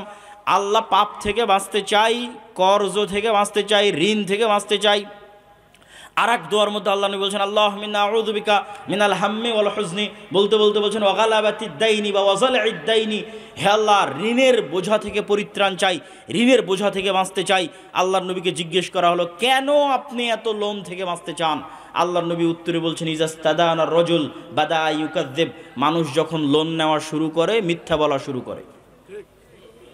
এইটা ছিল আমাদের মূল পয়েন্ট, যে মুসলমানের আত্মমর্যাদা যেন নষ্ট না হয়। মিথ্যা বললে আত্মসম্মান থাকে না। এই জন্য আল্লাহর নবী নিজে লোন থেকে বাঁচতে চাইতেন, মুসলিম উম্মাকে লোন থেকে বাঁচার জন্য বলতেন। কিন্তু আপনি যান গ্রামে গঞ্জে, কয়টা বাড়ি আপনি খুঁজে পাবেন যারা কিস্তির সুদের ভিত্তিতে লোন নেয়নি, আর প্রত্যেক দিন ওই লোনওয়ালাকে, ওই কিস্তিওয়ালাকে মিথ্যা বলতেছে না। পুরো পরিবার মিলে মিথ্যা বলছে, নিজে মিথ্যা বলছে, স্ত্রীকে মিথ্যা বলাচ্ছে, সন্তানকে মিথ্যা বলাচ্ছে। যেই পুরো একটা পরিবার মিথ্যার উপর গড়ে উঠছে, এই পরিবার রাষ্ট্র ক্ষমতায় ইসলাম প্রতিষ্ঠা করবে? এই পরিবার বাংলাদেশকে ভারতের গোলামি থেকে মুক্তি দিবে? অসম্ভব। আমি বলেছি, এই জন্য আমার কথা মনোযোগ দিয়ে মনে করে যাবেন। আমি বলেছি, মুসলমানদের নিজের দিনের উপর কনফিডেন্স নাই, মুসলমানদের নিজের দিনের উপর, নবীর সুন্নাতের উপর কনফিডেন্স নাই। কার থেকে উদাহরণ দেখবেন? ইহুদির থেকে উদাহরণ দেখবেন আর হিন্দুর থেকে উদাহরণ দেখবেন। 1947-এ ভারত প্রতিষ্ঠা হয়েছিল সেকুলারিজমের উপর। জওহরলাল নেহরু, গান্ধী, মৌলানা আবুল কালাম আজাদ প্রতিষ্ঠা করেছিলেন সেকুলারিজমের উপর। আর 47-এ পাকিস্তান আর বাংলাদেশ প্রতিষ্ঠা হয়েছিল ইসলামের নামে, ইসলামের উপর। আজ 70, 75, 80 বছর পার হয়ে গেছে, ভারত সেকুলারিজম থেকে বের হয়ে হিন্দুত্ববাদের মতো একটা ভ্রান্ত মতবাদকে রাষ্ট্রে প্রতিষ্ঠিত করেছে। আর মুসলমানেরা পাকিস্তান আর বাংলাদেশের মতো মুসলিম রাষ্ট্ররা পাল্লা দিচ্ছে পৃথিবীকে দেখানোর জন্য, দেখো আমি কত বড় সেকুলার, আমি কত বড় ধর্মবিদ্বেষী, দেখে যাও আমাকে, কত বড় সেকুলার, আমাকে চিনে যাও, যে আমাকে একটু দাম দাও, মূল্যায়ন করো। আজকের বাংলাদেশের মুসলমানেরা ভারতের যে ঘটনাগুলো আছে সেগুলো নিয়ে ট্রল করে, যুবকরা ট্রল করে ফেসবুক, ইউটিউব, বলে তাদের টয়লেট নাই বা উমুক নাই তুমুক নাই, বা তারা গোমূত্র পান করে ইত্যাদি নিয়ে ট্রল করে। আমার কথা হচ্ছে, ও যদি গোমূত্র পান করে তো গোমূত্রের মতো একটা ভ্রান্ত জিনিসের উপর তার কনফিডেন্স কোন লেভেলের, যে ওইটাকে রাষ্ট্র পর্যন্ত নিয়ে চলে গেছে। তুমি তোমার নবীর কয়টা সুন্নাত তোমার জীবনে, তোমার পরিবারে, তোমার সমাজে, তোমার রাষ্ট্রে বাস্তবায়ন করেছো? তুমি কত বড় মরদ দেখাও। হিন্দুরা মরদ, ভারতের হিন্দুরা মরদ, তাই হিন্দুত্ববাদকে রাষ্ট্রে প্রতিষ্ঠিত করেছে। তুমি কোন লজ্জায় তাকে নিয়ে ট্রল করো? তুমি যদি তাকে নিয়ে ট্রল করতে চাও তো তোমার নবীর সুন্নাতকে তোমার জীবনে বাস্তবায়ন করে দেখাও, যে হ্যাঁ আমি পুরুষ, আমি কাপুরুষ না, আমি সাহসী বীর পুরুষ, আমারও আমার নবীর দিনের সুন্নাতের উপর কনফিডেন্স আছে, আত্মবিশ্বাস আছে। লন্ডন শহরে জরিপ চালান, কয়টা ইহুদির মুখে দাঁড়িয়ে আছে আর কয়টা মুসলমানের মুখে দাঁড়িয়ে আছে। মুসলমানের তার নবীর সুন্নাতের উপর আত্মবিশ্বাস কতটুকু, আর ইহুদির তার নবীর সুন্নাতের উপর আত্মবিশ্বাস কতটুকু, জরিপ চালান। আত্মবিশ্বাস বিক্রি করে দিয়ে, আত্মমর্যাদা বিক্রি করে দিয়ে কখনো আপনি মুক্তি পাবেন না, গোলামি থেকে মুক্তি পাবেন না। আপনাকে নিজের নবীর সুন্নাতের উপর কঠোর থেকে কঠোর আস্থাভাজন হতে হবে, আত্মবিশ্বাসী হতে হবে, দৃঢ় সংকল্প হতে হবে, ন্যায়পরায়ণ হতে হবে, সত্যবাদী হতে হবে, তবে আপনি নেতা হতে পারবেন। অটোমেটিক আপনার মতো মানুষকে দিয়ে আল্লাহ রাষ্ট্র ক্ষমতা ইসলাম প্রতিষ্ঠা করে দিবে, জোর করা লাগবে না, আল্লাহর দয়ায় প্রতিষ্ঠিত হয়ে যাবেন। আর যদি ন্যায় না থাকে, সত্য না থাকে, নিজের নবীর দিনের উপর কনফিডেন্স না থাকে, কম্প্রোমাইজ করার মানসিকতা থাকে, তাহলে যতই বক্তব্য দেন, অন্তত আপনার মতো মানুষকে দিয়ে আল্লাহর ঠেকা পড়ে নিজের রাষ্ট্রে ইসলাম প্রতিষ্ঠা করতে হবে, দিয়ে ইসলামকে কলঙ্কিত করতে হবে। বিকৃত ইসলাম প্রতিষ্ঠা করে, কম্প্রোমাইজড ইসলাম প্রতিষ্ঠা করে ইসলামকে কলঙ্কিত করতে হবে, এই ঠেকা আল্লাহ সুবহানাহু ওয়া তাআলার পড়েনি। সম্মানিত উপস্থিতি, বক্তব্য আমি দীর্ঘায়িত করতে চাই না। বক্তব্যের এই পর্যায়ে এসে আপনাদের সাথে কয়েকটি জরুরি গুরুত্বপূর্ণ কথার 1 নম্বর জরুরি গুরুত্বপূর্ণ কথা হচ্ছে, আগামী 13-14 ফেব্রুয়ারি কি আছে বলতে পারবেন? আগামী 13-14 ফেব্রুয়ারি আপনাদের এখান থেকে খুবই নিকটে এখনও জামিয়া সালাফিয়া রূপগঞ্জ নারায়ণগঞ্জে মদিনা ইসলামী বিশ্ববিদ্যালয়ের একজন প্রফেসর অবস্থান করছেন, ছাত্রদেরকে দার্স দিচ্ছেন। আল জামিয়া সালাফিয়া বাংলাদেশের মাটিতে এমন এক ব্যতিক্রম প্রতিষ্ঠান যেখানে সবসময় বিদেশি শিক্ষক অবস্থান করে। ভারত, পাকিস্তান, সৌদি আরব সব দেশের শিক্ষক মণ্ডলী সবসময় অবস্থান করে, এরকম এক ব্যতিক্রম শিক্ষা প্রতিষ্ঠানের নাম জামিয়া সালাফিয়া। আগামী 13-14 ফেব্রুয়ারি পাকিস্তানের আহলে হাদিসদের সিংহপুরুষ আল্লামা ইহসান ইলাহি জহির রাহিমাহুল্লাহ, আল্লামা ইহসান ইলাহি জহির রাহিমাহুল্লাহর সন্তান আল্লামা ইবতিসাম ইলাহি জহির রাহিমাহুল্লাহ আপনাদের জামিয়া সালাফিয়াতে আসতেছে। আপনাদেরকে ব্যাপক উপস্থিতির মাধ্যমে তাকে স্বাগতম জানাতে হবে, বলেন ইনশাআল্লাহ। আপনাদের স্বতঃস্ফূর্ত অংশগ্রহণের উদাত্ত আহ্বান। 2, আদ-দাওয়া ইলাল্লাহর মাধ্যমে মসজিদ ভিত্তিক দিন শিক্ষা। আপনাদের এই অঞ্চলে প্রায় 19-20 থেকে 30টা আহলে হাদিস মসজিদ আছে। এই মসজিদগুলোতে মক্তব চলে কিনা, মক্তব চললে ভালোভাবে চলে কিনা, শিক্ষকের ট্রেনিং আছে কিনা, সিলেবাসের বাস্তবায়ন আছে কিনা, কেউ খোঁজ খবর নেয় কিনা, একদিন একটু বসে আপনাদের মসজিদের ইমামদেরকে আল জামিয়া সালাফিয়া ডাঙ্গিপাড়া পবা রাজশাহীতে পাঠান। কোনো যাতায়াত খরচ দিতে হবে না, কোনো থাকা খাওয়া খরচ দিতে হবে না, কোনো ট্রেনিং ফি দিতে হবে না। ওই ইমামের এখান থেকে রাজশাহী যাওয়ার খরচও আর দাওয়া ইলাল্লাহ দিবে, জামিয়া সালাফিয়া দিবে। আবার 10 দিন ব্যাপী ওখানে থাকবে, খাবে, ট্রেনিং দিবে, তার সকল ব্যবস্থাপনা জামিয়া সালাফিয়া দাওয়া ইলাল্লাহ করবে। আবার ওখান থেকে রওনা দিয়ে আপনার কাপাসিয়া টোক গাজীপুরে আসবে, সেটার যাতায়াত খরচও তার হাতে দিয়ে হবে। আবার মক্তবে যে সিলেবাসটা বাস্তবায়ন করবে, সেই বইটা পর্যন্ত কত ছাত্র সংখ্যা মক্তবে উপস্থিত আছে তার উপর ভিত্তি করে সম্পূর্ণরূপে ফ্রি দেওয়া হবে। এই ব্যবস্থাপনা নিয়ে আমরা অপেক্ষা করছি। আপনি যদি না যান তাহলে এর জবাব আপনি দিবেন আল্লাহর দরবারে, আমরা আল্লাহ সুবহানাহু ওয়া তাআলার দরবারে দিব না। আমরা বিশ্বাস করি শুধু মাদ্রাসা প্রতিষ্ঠা করে 2% মুসলমানকে দিন শেখানো সম্ভব, আর মসজিদগুলোকে শক্তিশালী প্রতিষ্ঠান বানিয়ে 100% মুসলমানকে দিন শেখানো সম্ভব। অতএব মসজিদগুলোকে আর দাওয়া ইলাল্লাহর সাথে সম্পৃক্ত করেন। সকল ব্যবস্থাপনা নিয়ে আমরা বসে আছি, আপনাকে এক ধাপ একটু এগিয়ে আসতে হবে, আপনাকে এক ধাপ একটু উদার হতে হবে। 3, মাসিক আল ইতিসাম, যদিও আজকে কোনো বই পুস্তক কিছুই নিয়ে আসেনি, তারপরেও আপনাদের সামনে বলে যাই, বাংলাদেশের এক ব্যতিক্রম পত্রিকা যার ফতোয়া এই বিদেশি আলেম ওলামাদের উপস্থিতিতে, দেশি আলেম ওলামাদের উপস্থিতিতে, শায়েখ আব্দুর রাজ্জাক বিন ইউসুফের উপস্থিতিতে লেখা হয়, পর্যালোচনা পরিচালনা করা হয়, সেই ফতোয়া আপনাদের কাছে আসে। আমি নিয়মিত লিখি, সম্পাদকীয় লেখা আছে। এই মাসের সম্পাদকীয় আছে দামেস্ক বিজয়ের উপর, যে দামেস্কের ঘটনা কিছুক্ষণ আগেই বললাম, যে ঈসা আলাইহিস সালাতু ওয়াস সালাম বললেন যে তিনি যতক্ষণ কিয়ামত হবে না, যতদিন ঈসা আলাইহিস সালাম না আসবে, তো এসে কি করবে? ক্রুশ ভেঙে দিবে। কেন ক্রুশ ভাঙবে? ঘটনা পড়ে দেখেন মাসিক আল ইতিসামে, কেন ক্রুশ ভাঙবে? ক্রুশ ভাঙবে এই জন্য যে তৎকালীন পৃথিবীতে মুসলমান আর রোমান খ্রিস্টানদের একটা চুক্তি হবে।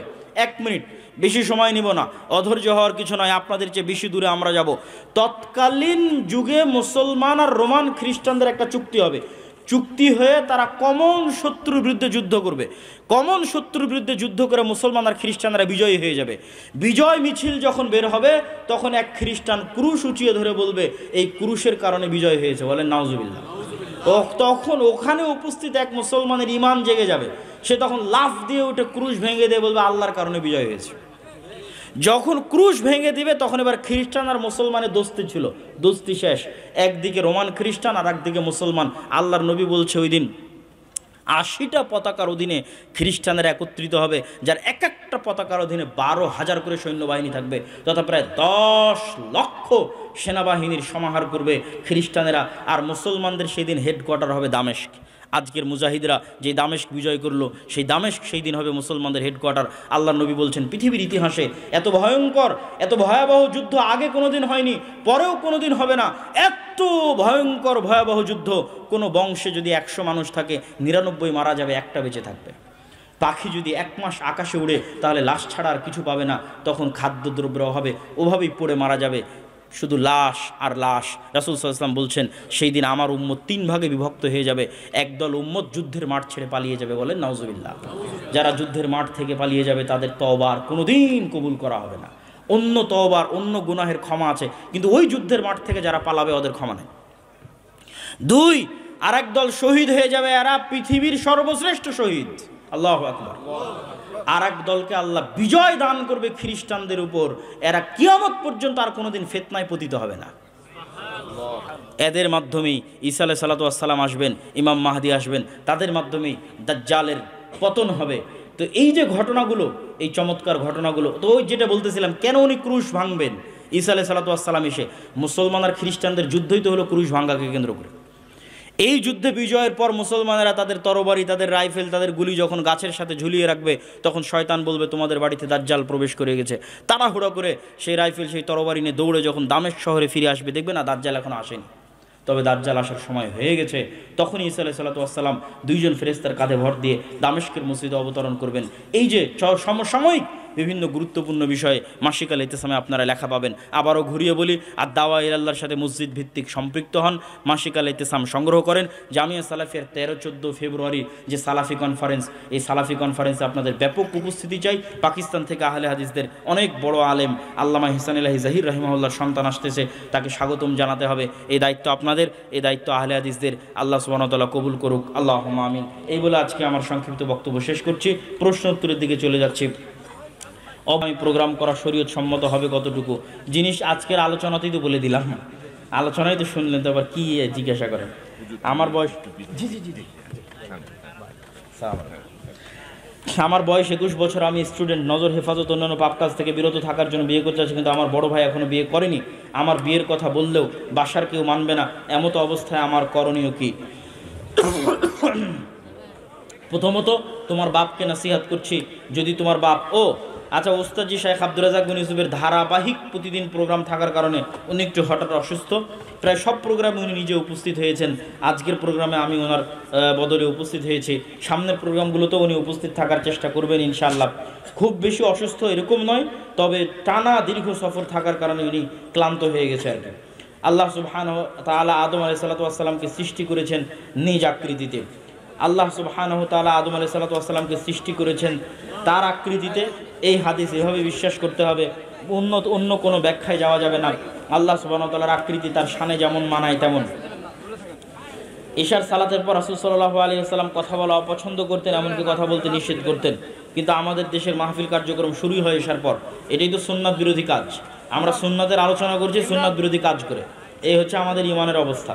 দিনের বেলা প্রোগ্রাম আয়োজন করতে হবে, ঈশার আগে প্রোগ্রাম শেষ করতে হবে।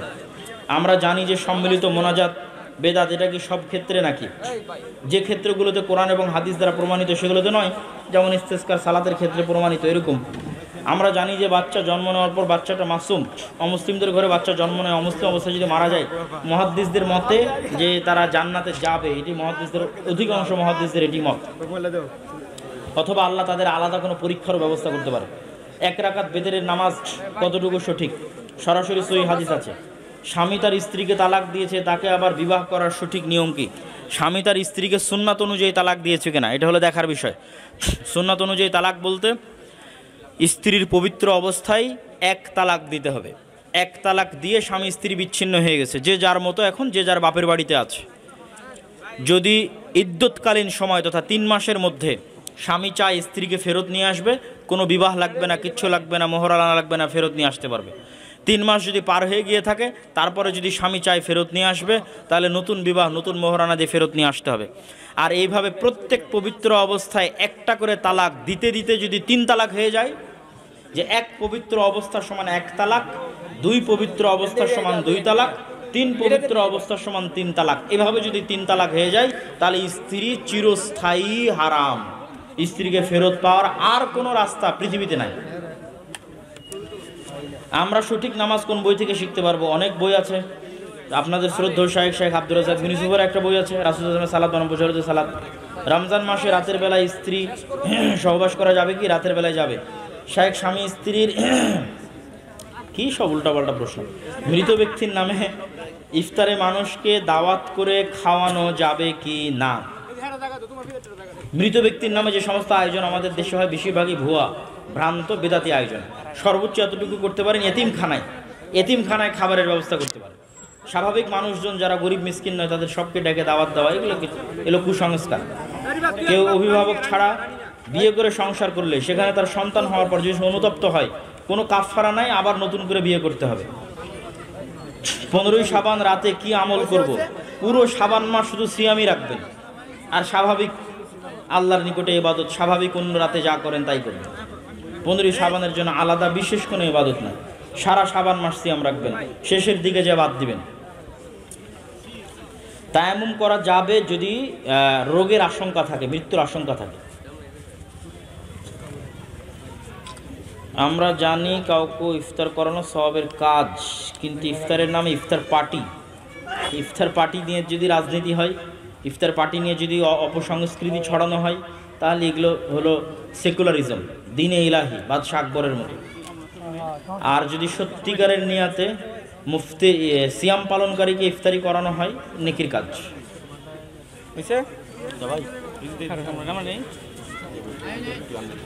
জি, সুবহানাকাল্লাহুম্মা ওয়া বিহামদিকা আশহাদু আল্লা ইলাহা ইল্লা আনতা আস্তাগফিরুকা।